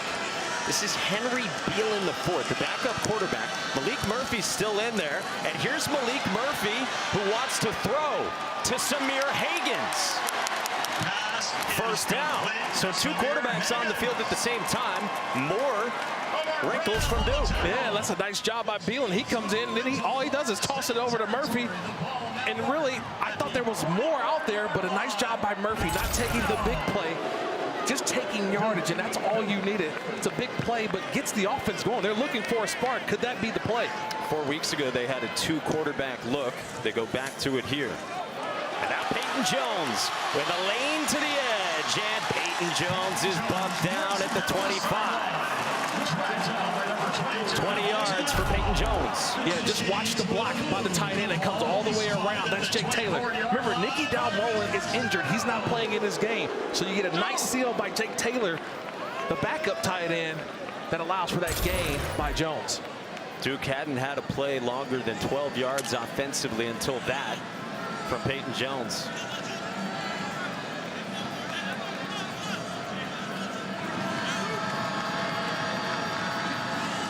Taylor in motion. Jones, good tackle. Kevin Knowles, the experienced senior nickel on the stop.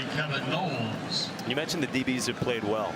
I go back to what Adam Fuller said to us earlier this week, talking about his defense. He said, our team needs us big time right now. We need to make more impact plays with the way everything's going for this group. We need takeaways, and we need 3 and outs. There's a lot of pressure on this defense. Well, and look, rightfully so. They realize, look, and if I'm a defender, I understand that. we have to be the igniter for our team right now, because offensively, we haven't found an identity. Defensively, we know what the identity is for Florida State. It's an outstanding defensive front, some outstanding secondary players. Hagans gets popped by Justin Cryer. The linebacker was all over Samir Hagans. I always say it, Mike. I love saying it. Refuse to be blocked. Refuse. If a guy's going to block you, that's one thing, but you got to find a way to get off the block and go make the play. This is what Justin Cryer does on that last one. Refuse to be blocked. Just because someone's in your way, you get him out the way and you go make the play. Adam Fuller told us Juice Cryer has really come on. He said the kid's a future captain at Florida State. Third down and a dozen for Duke. Murphy, quick hitter, and a drop from Javon Harvey. Would be a 43-yard field goal, and they'll send out Todd Polino. We've seen that a lot from receivers, but more so on the opposite side for Florida State. This time, Harvey doesn't catch the football first. He was trying to make a move before he was able to bring that football in. And I don't know if he would have got a first down, would have been a better opportunity at a much shorter kick. We'll call it 44 for Todd Polino. Last two attempts from 40-plus were misses in the last couple of games. And Todd Polino drills it dead central. The lead 7 for Manny Diaz at Duke against the Noles.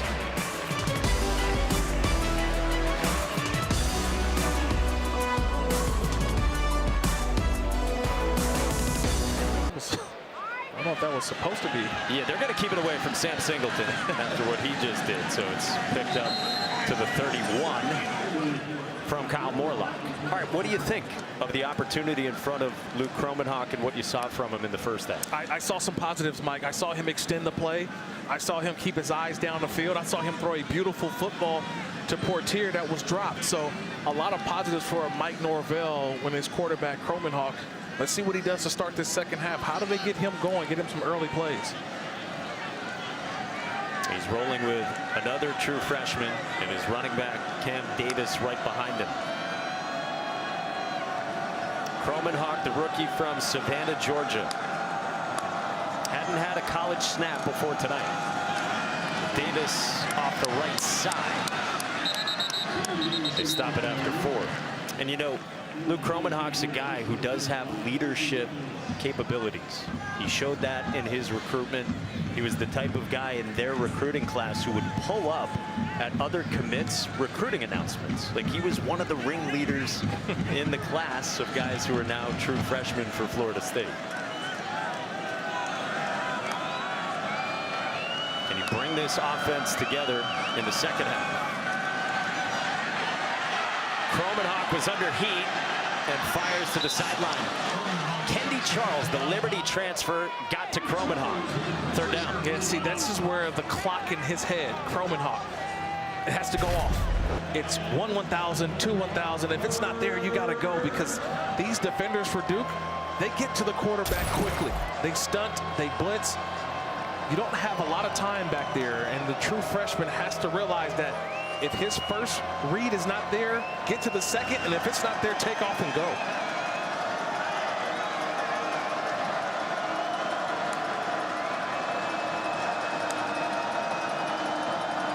On 3rd and 6. Pressure coming. Kromenhoek felt it with his legs. He takes off and he is short. Kevin O'Connor the stop, and it's 4th down. Yeah, that was a positive play. I thought he could have read it a little bit sooner. They had numbers up top, but it was well covered by Duke. And with that, that's when you take off. Sometimes you get great defense right away, and it's like, oh, I don't have it. And this is where, see that alley, that gap, it was wide open. If he took off right away, he would have had that. That's just playing. That's just reps that he's going to continue to get. And you realize if they have it covered right away, take what you can get. Thought he could have really got a first down. Second 3 and out for Florida State. Alex Mastromano in his 5th year on the job. Ray Guy Award finalist last year, and Quayshawn Brown got buried by Conrad Hussey.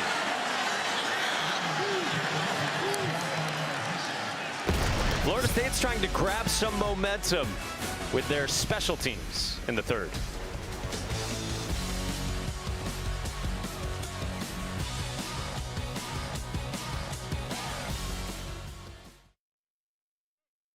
State, Penn State, Ashton Genty versus the Nittany Lions. That'll be a fun one. Duke has the ball, and it's incomplete across the middle, intended for Samir Hagans with Cam Riley in coverage. What'd you see again there, Mike? What'd you see again from the defender? Right hand. Left hand with the right hand on the wide receiver. Coaching, it matters.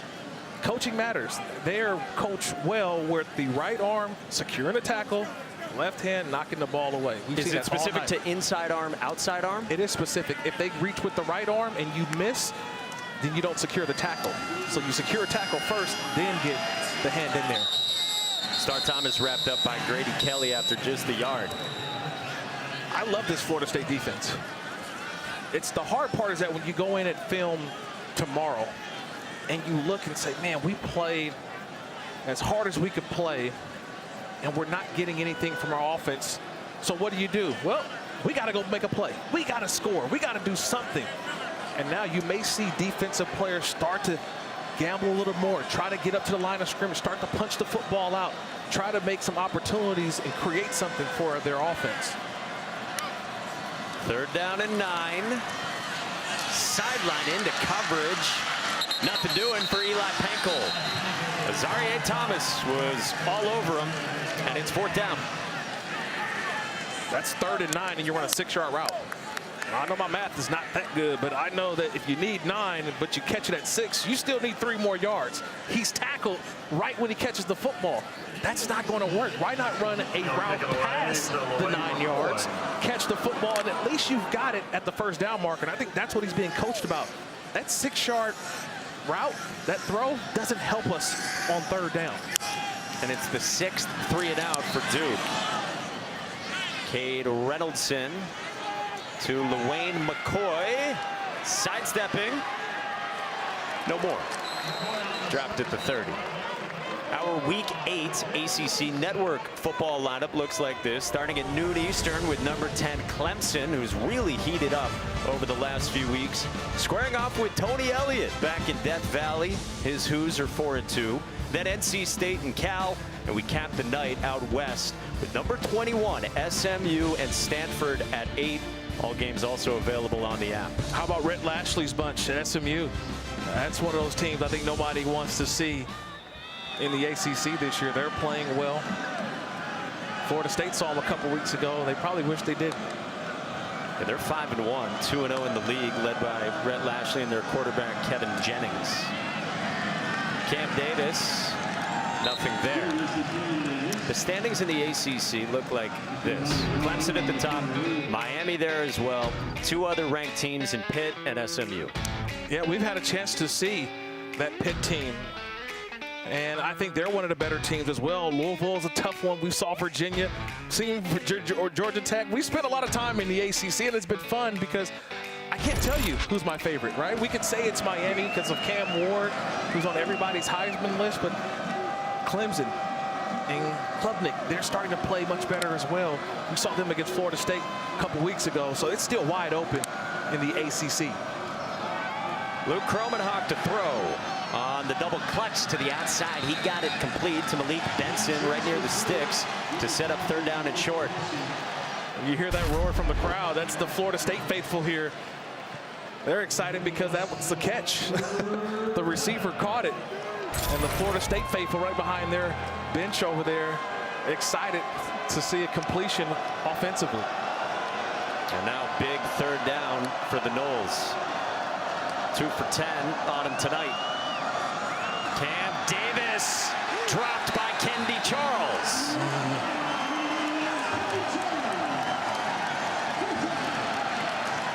That's just an inside game.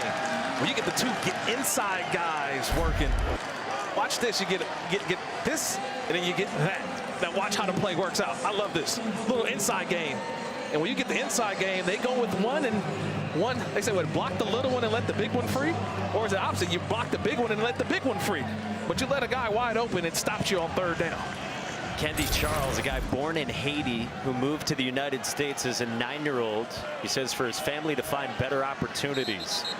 Discovered football some years later and makes the play there. And now Florida State's going to burn a timeout before they had sent out the punt team on 4th down and 2.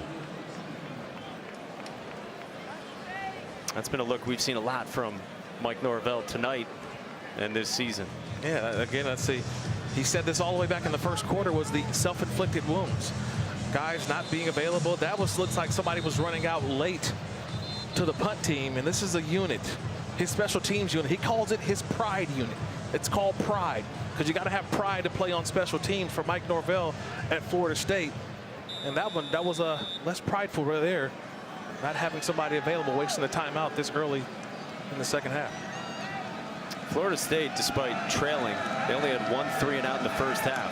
They've got back-to-back here in the second half. Another good one from Alex Mastromanno, takes a Seminole hop all the way inside the 10 to the 8.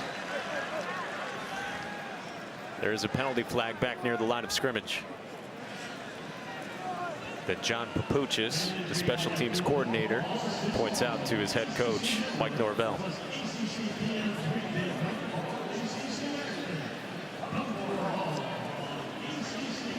Now what is now? Is this on Duke, and then they put the 5 yards at the end of the play?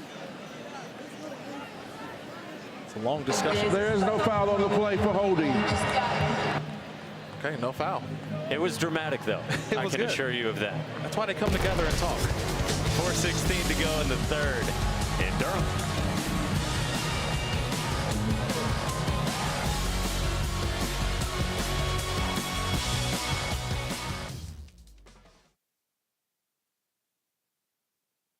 Ended up here in Durham out of the portal.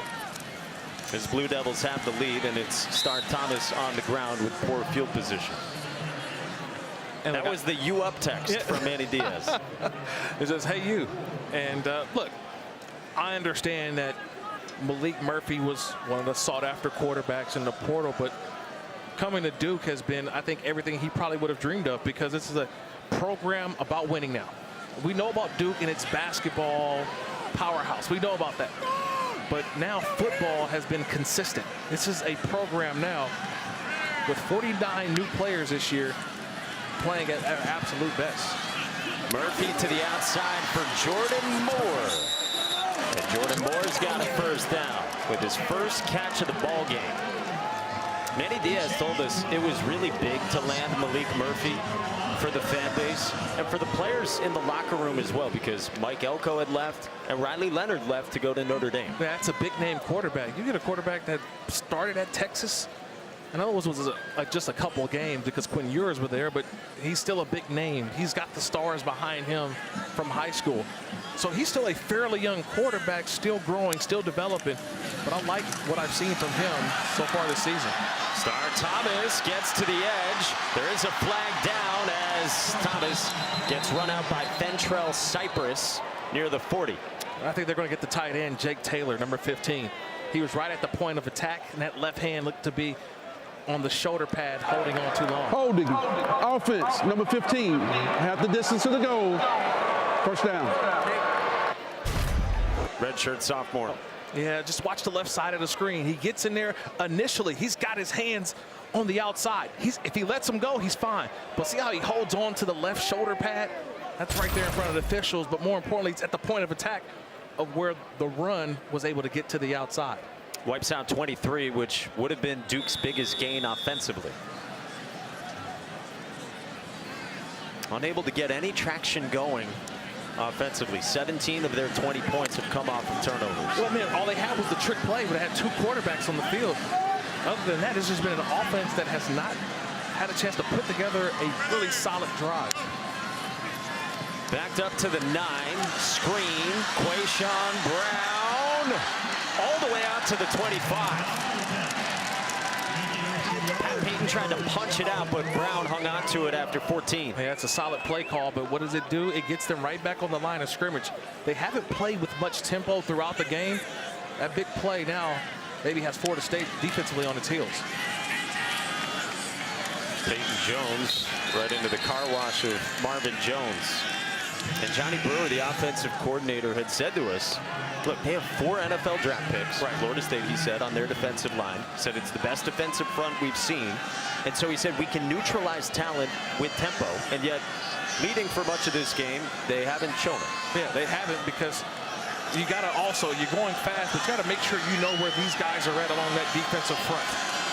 Because you mentioned it, Mike, there's 21 but scouts from bowl games, NFL teams, a lot of NFL talent on that Florida State defense.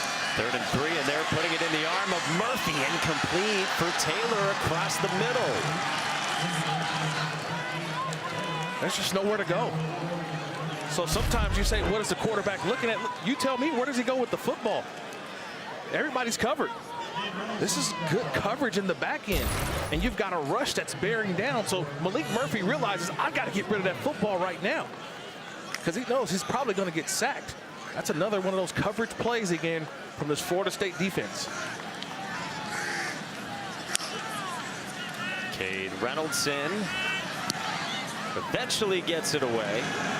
Low kick that will spin to a rest outside the 25. The next stop on the F1 schedule is the U.S. Grand Prix at the Circuit of the Americas in Austin, Texas, Sunday afternoon, 3 Eastern, noon Pacific on ABC and on the ESPN app. Our pre-race coverage starts at 1:30 Eastern, 10:30 a.m. Pacific. And how about Austin? The Austin airport says they're expecting 40,000 departing visitors on Monday because you got the F1 and the football. Now, do you think there's a hotel available right now in Austin? A hotel room possibly available? $500 on average a night. And by the way, look who's back in at quarterback for Florida State, Brock Glenn. Don told you that Mike Norvell said you might see both quarterbacks for Florida State in the second half. 3 turnovers his last 3 plays, and he gets this one away to Lawrence Toafili, who creates something out of nothing. Nice job there. You mentioned Toafili, but Brock Glenn improvising a little bit, right? Gets out of the pocket, little flick of the wrist, use the righty, gets out there. And Toafili, we haven't seen him at all throughout the game. He's been the best offensive player for Florida State. They got to get him more involved in this second half.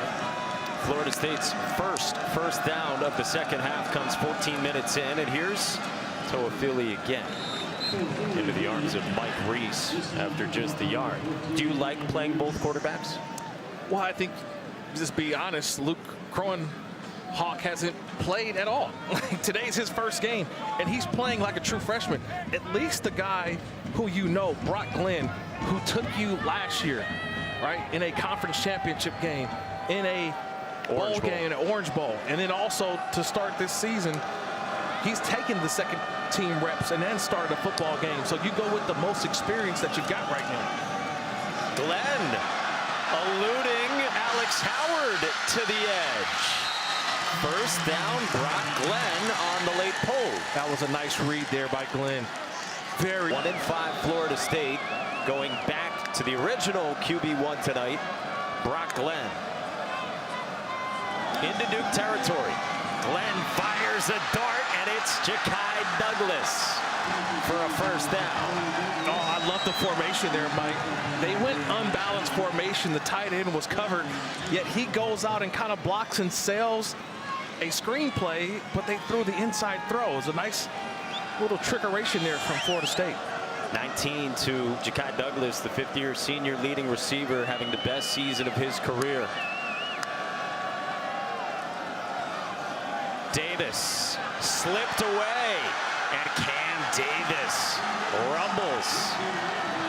10-yard pickup for the true freshman. Yeah, you don't see that too often. Trey Freeman misses a tackle, and it's the tackle right at the line of scrimmage, and maybe a little face mask they missed there. It looked like 91 Kendi Charles got a little bit of the face mask and bringing him down to the ground. Yeah, that's a miss on Kendi Charles.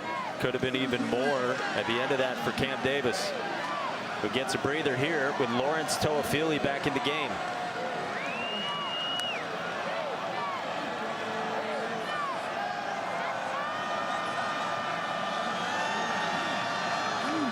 Showing a different picture, showed safety blitz. Now bringing it from the opposite side. And it's a delay of game on Florida State. There's so much of the chess match, but it costs them. Offense, 5-yard penalty, first down. Remember, Brock Glenn told us this week that Duke pre-snap wants to mess with my eyes. Well, he was so focused on dealing with it there, he gets hit with the delay of game. Yeah, this is what they do. They show you one thing and make you get your offensive line set to blocking one way. It was Day Stone showing the blitz up top, and just look at in the back end. Watch that back end of Duke. The moving parts. Stone and Rivers aligning, and Glenn zipping into coverage. That was dangerous. It almost picked by Kimari Robinson. Kimari Robinson had an interception. He did. He believed it, and that's why he's probably kicking himself, saying, I had it. Just a beat quicker, and he's right in front of Williams. See, he saw it. He just couldn't get his head in front, the hands in front. He was all over that play. That's Glenn and Williams, a couple guys who've spent a long time as roommates, but not totally on the same page there. They set up the screen. Great catch, Toafili, turning upfield, and a flag down as VJ Anthony came to get him from behind, going for the football. Yeah, because Jaylen Brown, the wide receiver, right there on the sideline, that's a block in the back. That's why it's multiple flags, not one. I see 2 or 3 flags on the ground. Number 6, Jaylen Brown, with a block in the back right there in front of the official. And more frustration from Mike Norvell. Watch on the right side of your screen. Number 6 comes out of nowhere. That's blocking the back all day at the point of attack. Right in the face of the official and the head coach, Mike Norvell. Illegal block in the back. Offense number 6. 10-yard penalty. Second down.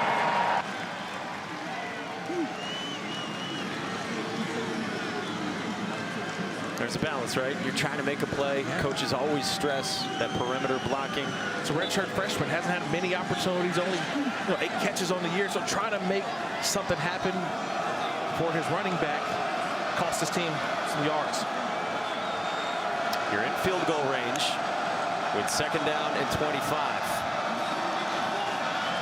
Out of the backfield, Toafili could not escape Kimari Robinson.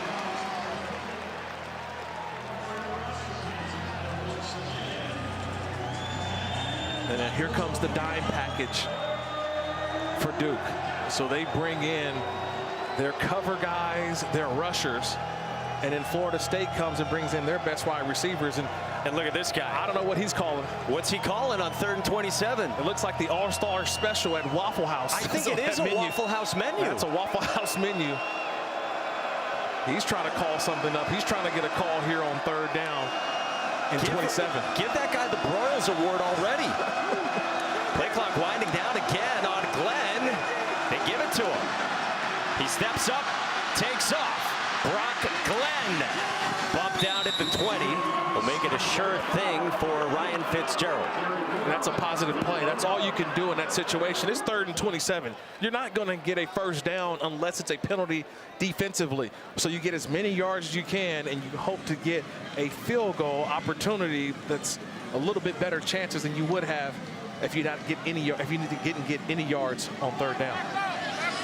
This is Florida State's first time even entering the red zone since the opening drive of the game. 38 for Ryan Fitzgerald. And the always reliable kicker puts it through. So it's down to a 4-point Duke lead. Right now, if this defense can get another stop, they got a chance to take the lead. Yeah, Duke by 4 early on in the 4th. Malik Murphy, shot downfield, look out! It's intercepted, but flags all over the place as Shaheem Brown picked it off and likely is on Ashlyn Barker, the DB. You're 100% correct, Mike. It was the defensive back Barker. There was a little double move, and Barker had the Prior to the pass, holding, defense number 27. 10-yard penalty, first down. And honestly, that was maybe like the first time we've seen Malik Murphy push the ball down the field. It was well covered by Florida State and their safeties in the back end, but Barker, right before that part of the play, he had a nice grab of that jersey of Pankel. And again, it's a big part of Duke's offense. Murphy taking a lot of shots downfield. Adam Fuller was ready for it all week. Star Thomas with a lane. Star Thomas breaks the tackle and takes it to the doorstep of the red zone. Duke's biggest play tonight from Star Thomas for 44. I got to give credit to everybody. It's the offensive line. Just watching everybody. They got a couple of double teams going, and you get in right behind the center, Matt Craycraft. And that's where the big game happens. Star Thomas doesn't need much, but when he gets to that second level, he's so hard to bring down. 6 foot, 210-pound graduate senior. He had only gone 17 times for 38 yards on the ground before that. The guy who has stepped up and gone for 100 plus in 3 of his last 4 coming in with the Jacquez Moore injury. Play clock winding down on Malik Murphy. Handled the low snap. Thomas into the teeth of the Noles defense for no gain.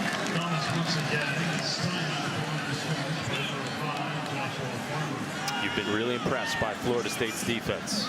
Can they tighten up here and force a field goal or better? Yeah, there's just no quitting these guys. Things that just have not been going their way at all. But if you look at them, they have really cleaned up the penalties in the second half. And I'm talking about the pre-snap penalties.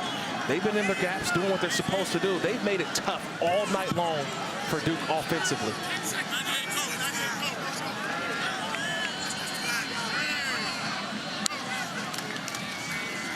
Peyton Jones this time, trying to bounce it outside, and Ventrell Cypress makes another sturdy play, and it's for a loss of 1. You see all those Noles by the ball? Just count the gold helmets and white jerseys at the football. That's 1, 2, 3, 4, 5, 6. They're having a meeting at the end of every play on the ball carrier. That's an outstanding job of a group of guys playing hard all the way to the end. Adam Fuller's defense has done its part, keeping Duke below 200 yards of total offense. And this should be a handoff. Easily in field goal range. They're throwing with Murphy toward the end zone. Incomplete for Eli Pancol. Kevin Knowles in coverage, and some risk to the call from Duke. Yeah, that's dangerous. That's dangerous because let's just play the game, okay? Again, what do we see again, Mike? What? Left hand right there knocking the ball away. These defenders have done a terrific job, corners and safeties, of playing the ball when it's in the air. I don't know if I would have put my quarterback, Malik Murphy, in that situation, the way they played in that back end. Maybe hand the ball off, pop one on 3rd and long, but at least give you a better chance at a much shorter field goal. Todd Polino, the experienced junior, comes out from 40. Reynolds in the hold. Polino's kick is good. Tucks it inside the upright, and the lead's restored to 7 for Duke.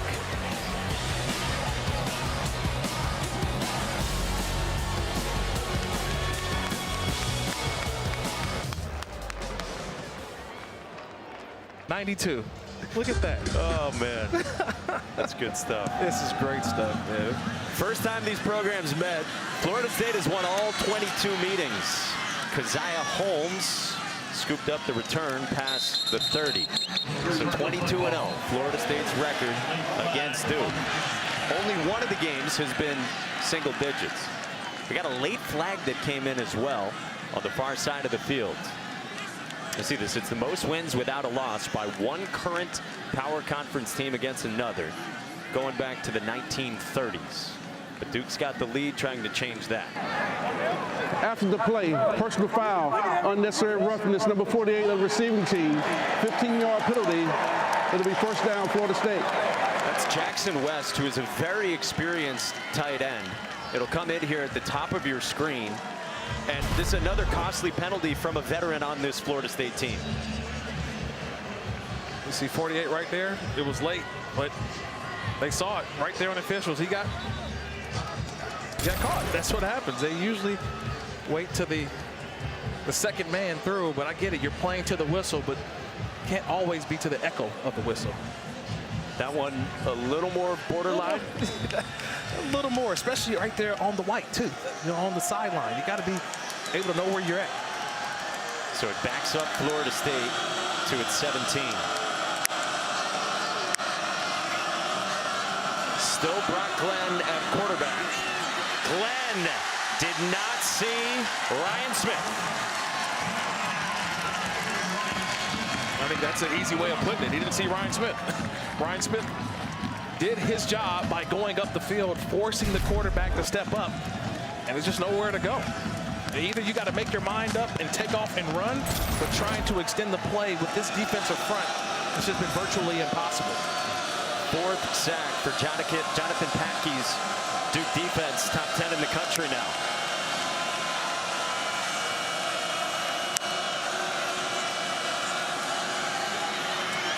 Time for Glenn. Across the middle, he's got Hakeem Williams.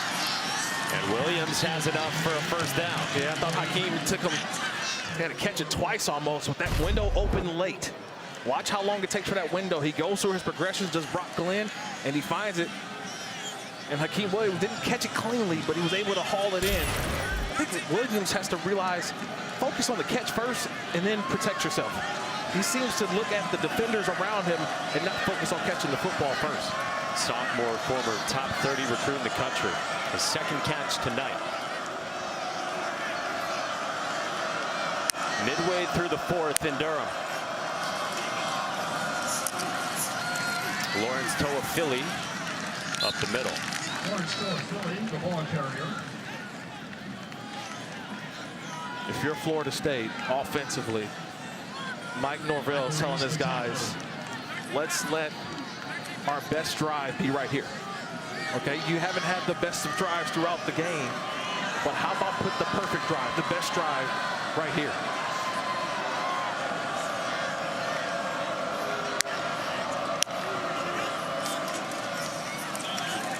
Toafili again, squirms up the middle. First down, Bergeron to stop, but not before 11 for the veteran running back.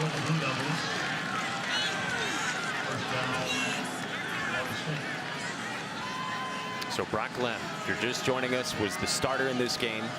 Second consecutive start this season for the injured DJ Uiagalelei, and the fourth of Glenn's career. But he had turnovers on 3 straight plays in the first half.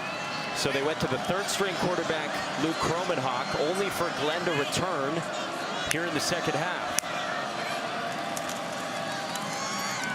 Glenn on the slant.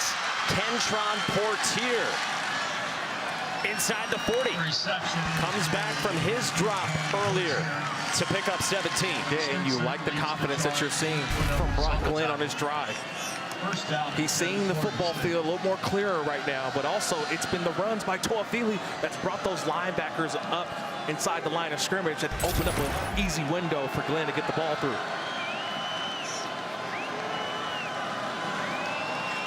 Inside of 6 to go here in the fourth.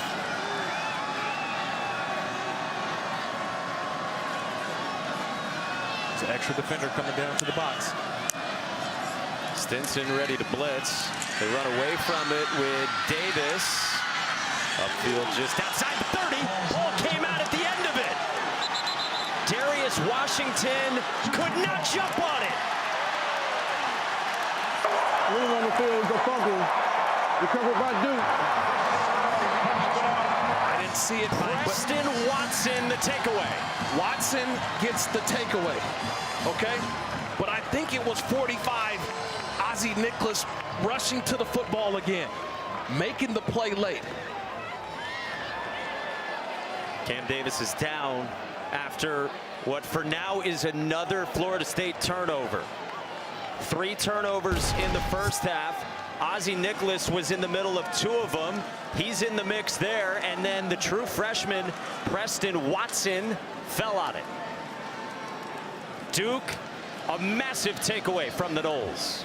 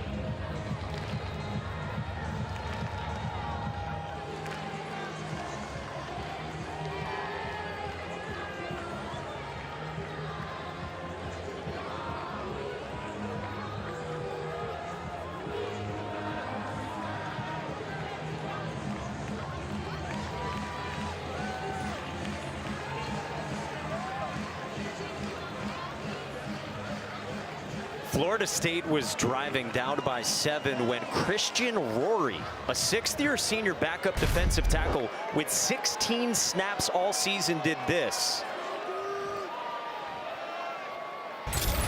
Comes in with a pursuit and forces the fumble. Gets it back for Duke as Star Thomas goes for 3, and Preston Watson picked it up. Cam Davis got hurt, had to be helped off the field as well. Hey, here comes Big 96 on the left side of your screen, comes in and just gets that right paw and gets it right on the football. That ball's knocked out. There was an opportunity to get it. It's right there laying on the ground.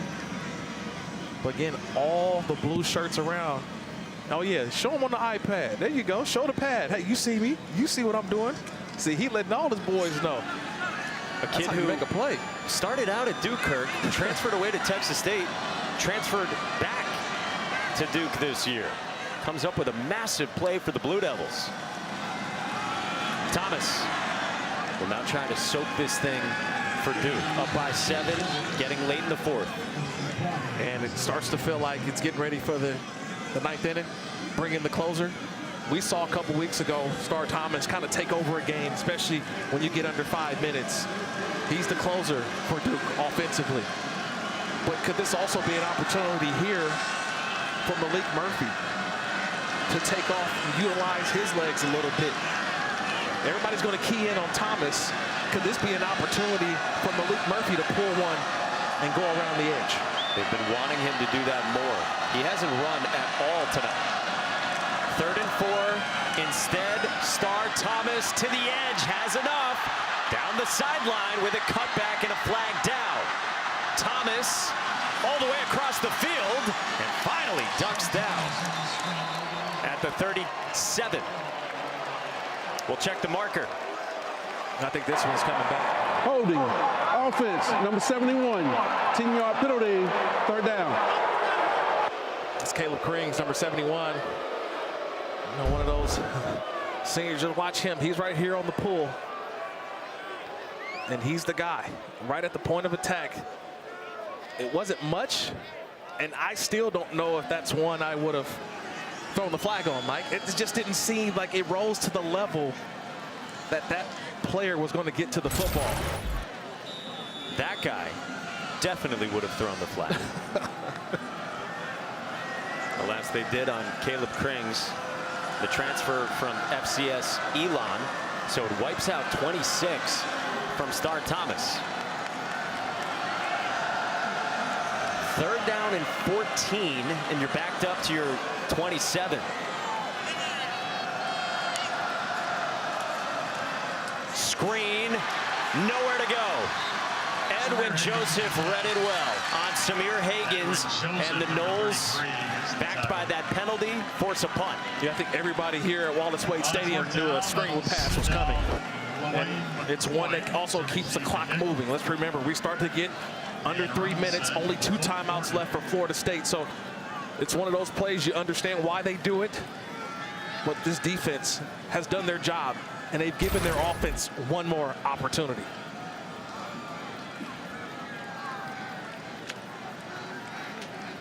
You tick under 3 minutes to go. A couple of timeouts at the disposal of Mike Norvell, and the Noles are geared up looking for a block on Cade Reynoldsson, who handled the low snap, got it away, a wobbly one, goes out of bounds at the 41. Time now for our drive recap, presented by Rain-X, and the Noles were on the move before the fumble. Yeah, they were driving, and you saw the confidence of Brock Glenn as he delivered the football, had some windows opened up. You get a couple nice runs by Toa Feely. You get Cam Davis going as well, and you start to feel confident. You got some things going, and boom, there goes the fumble. Christian Rory knocks the ball out, and the ball goes back to Duke and thwarts any opportunity for Florida State to get points on the best drive that they had in the 2nd half. And Cam Davis went into the tent, so you presume it's going to be all Lawrence Toa Feely. 2:43 for Brock Glenn. Toa Feely stacked up by Kendi Charles, again making an impact. You know, it's funny, we've been talking about the Florida State defensive line all game, right? All the NFL talent on Florida State. These dudes from Duke, they've said, hey, I know you're probably here to see the Florida State guys, but we feel like we're on that same level. They have been harassing these quarterbacks of Florida State all night long. Second out at 12. Glenn, nowhere to go. Aaron Hall gets to him for a loss. Third down. Yeah, I think this defensive line, they know obvious passing situations. So they're running their best moves. Quarterback leaning up, trying to find, there's just nothing This there. is the 2-minute timeout. Here comes Mr. Hall with the sack.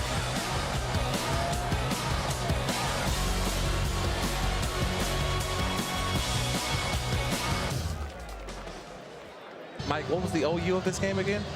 42.5 is what I had. I'm just saying. Oh, we right in? We right up in Yeah, that. I heard Desmond Howard. Hey, we got people talking. Is that the headset they're testing? Yeah. Okay, cool. All right. Big third down. They're going for it on fourth. You have to. If Duke kicks the field goal, bad beats.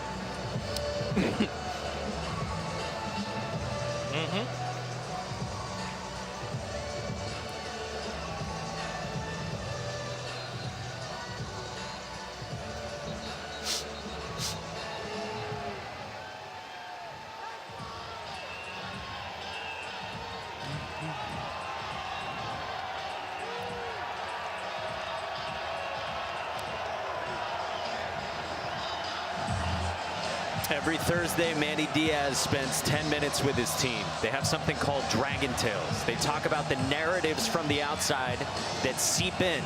The narrative he told his team this week was that Duke has never beat Florida State. They have the lead, up by 7, 2 minutes away from a first in 112 years of Duke football. Third down and 13 for Brock Glenn and Florida State. Glenn steps up. Glenn on the move. Got away from Bergeron to the edge. And Glenn goes out of bounds past the 45. And you're absolutely in a 4-down situation for Mike Norvell. Yeah, you have to go for it here no matter what. That was a nice job. A little wrinkle there from Duke defensively. They showed 5 men near the line of scrimmage. They only rushed 3, and they had what they wanted. They had a spy on the quarterback. But the ability of Brock Glenn to get out of the pocket and make something happen and make this a 4th and 4 rather than a 4th and 14. Florida State has converted its only 4th down so far tonight. I would anticipate Duke bringing pressure here at 4th and 4. Glenn fires, and it's caught by Ja'Kai Douglas for a first down to the 39. It was a delayed blitz, and the delayed blitz didn't get there. The angle, poor angle by the linebacker, and Nicholas, who's in coverage, watch 45. He's in the middle of your screen. He's looking at the quarterback. He has to vacate his zone because Brock Glenn's on the run. Coming up on 90 seconds to go. Still 2 timeouts to work with, and plenty of time for Brock Glenn and the Noles. 4-man rush. Wow. What a move. What a move. Can't get away. DJ Anthony creates it. Wesley Williams finishes it. I apologize, Mike. I'm sorry. But when you see a guy get off the rock like that, you're saying, whoa, it's only a matter of time. Number 7 on the left side of your screen, an unbelievable move by DJ Anthony Jr. Gets up the field, doesn't get the sack, but he helps out the other guy. Their second. Wesley Williams This will be a finishes them off. 30-second timeout. A 6th sack from Duke's defense. Mike Norvell takes his 2nd timeout with a $1:18 to go, backed up. That's a big tackle for loss, though. That's a 9-yard loss, Mike. And now Darius Washington, the 6th-year senior left tackle, who last year was first team All-ACC, in a ton of pain, headed off. Again, this is a Florida State offensive line that's had moving parts galore all season. 7th game tonight, 6 different starting offensive line groups. And now your right tackle just got beat by Anthony's move. Right. Your left tackle goes out injured, and you got to throw here down by 7 with a $1:18 left. So if I'm Brock Glenn, the quarterback, what am I thinking right now in my head, right? We're talking about picturing the play. anticipate blitz from Duke and know where the pass rushers are. Anthony's on that right side. If it's not there right away, try to move with your legs. And Byers knows what stands opposite him in VJ Anthony. He knows. False start. Offense, number 63. 5-yard penalty, second down. Just got beat and was staring down another pass rush from VJ Anthony, who celebrates like that. I mean, those don't go down as sacks, but that could have been a sack because that's basically from his anticipation of the snap count, forcing Byers to jump. By the way, Rob Scott has come in at left tackle, very experienced fifth-year senior. Byers almost jumped early again. Glenn steps up and he darts it low and incomplete for his tight end, Amari Williams. Now it's third down and long. So what I would tell the quarterback here, Brock Glenn, on 3rd and 24, we're probably not going to get 24 yards on third down. So let's try to at least cut this third down in half, okay? Let's try to get 12 or 14 yards within that range. You can't get it all here, but try to get some positive yards to give us a better opportunity on 4th down.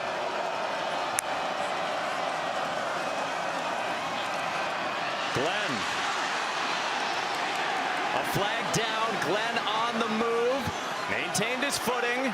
And Glenn is picked off by Josh Pickett. And they're going to keep this football. That's a hold on the left tackle who just entered the game. Robert Scott. He goes in the game for Washington. He brings down 97 Wesley Williams. And then late in the down, I get it, Brock Glenn, you're trying to make a play, but just throw that football away and at least give yourself an opportunity on 4th. And now turnover with the interception. Would be the 5th Florida State turnover of the game. As you said, just trying to create anything. Anything. And let's make sure Pickett made the catch inbounds as well. Now, it looks to me he's inbounds, but where's that left foot? Right foot, right knee comes down, I think, before the left foot's out of bounds. Has the catch, right knee down before the left foot touches out of bounds. Is that how you see it? Well, I'm looking at the left foot prior to the interception. Does he establish himself in bounds first? Interesting.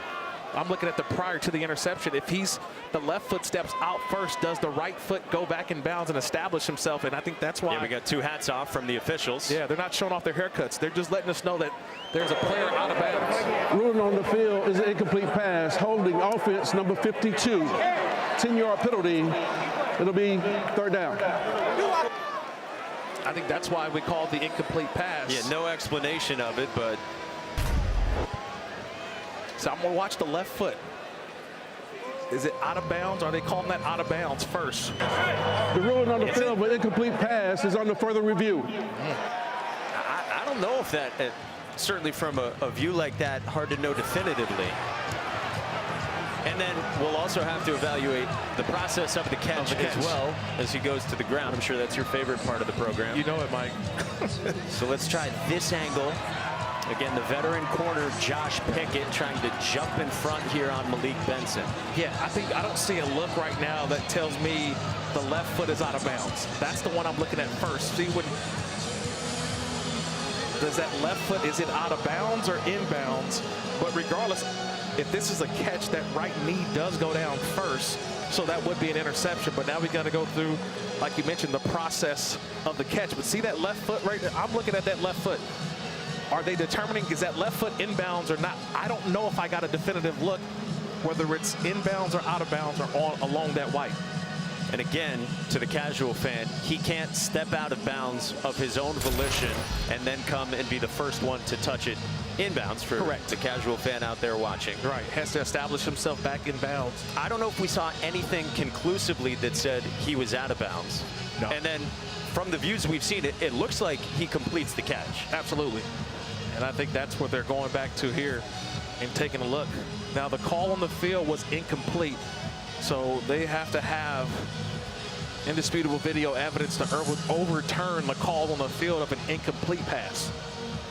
And again, the letter of the law on a catch is this: when going to the ground, the player must maintain complete and continuous control of the ball throughout the process of contacting the ground, which from these angles We don't see anything that disagrees with that. No.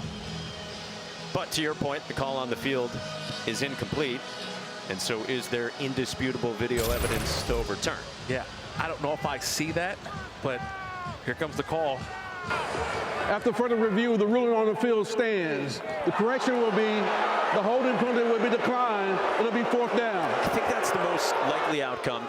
I think it's also surprising that it was called an incompletion, though, after much discussion. Yeah, that's that incompletion. I thought that he intercepted the pass. Now look, had they ruled interception on that play, it would have been hard to overturn that as well if they would have went to review and said possibly incomplete, but they declined the penalty on the incomplete pass. So now they lose that down, and it's still 4th and 24. So Brock Glenn, actually no harm in that one because of the incomplete pass. Barely. 4th and 24, and Florida State needs some kind of miracle.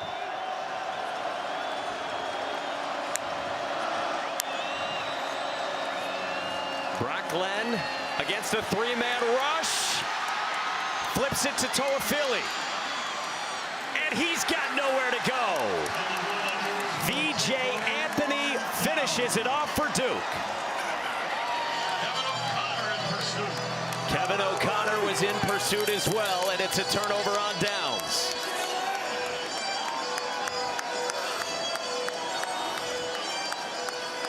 How about a man possessed in VJ Anthony down the stretch in the 4th? Well, I think it was just the defensive line all week long, hearing about all the NFL players on that defensive line of Florida State. They were great, though. That Florida State defensive front was great all night. But I will tell you this, these Duke defensive linemen and edge rushers, Anthony, Hall, Charles, Wesley Wood, they've stood up throughout this game and in those big moments, especially VJ Anthony Jr. Florida State tried 2 quarterbacks. They didn't have answers offensively. And Duke, with 187 yards of total offense,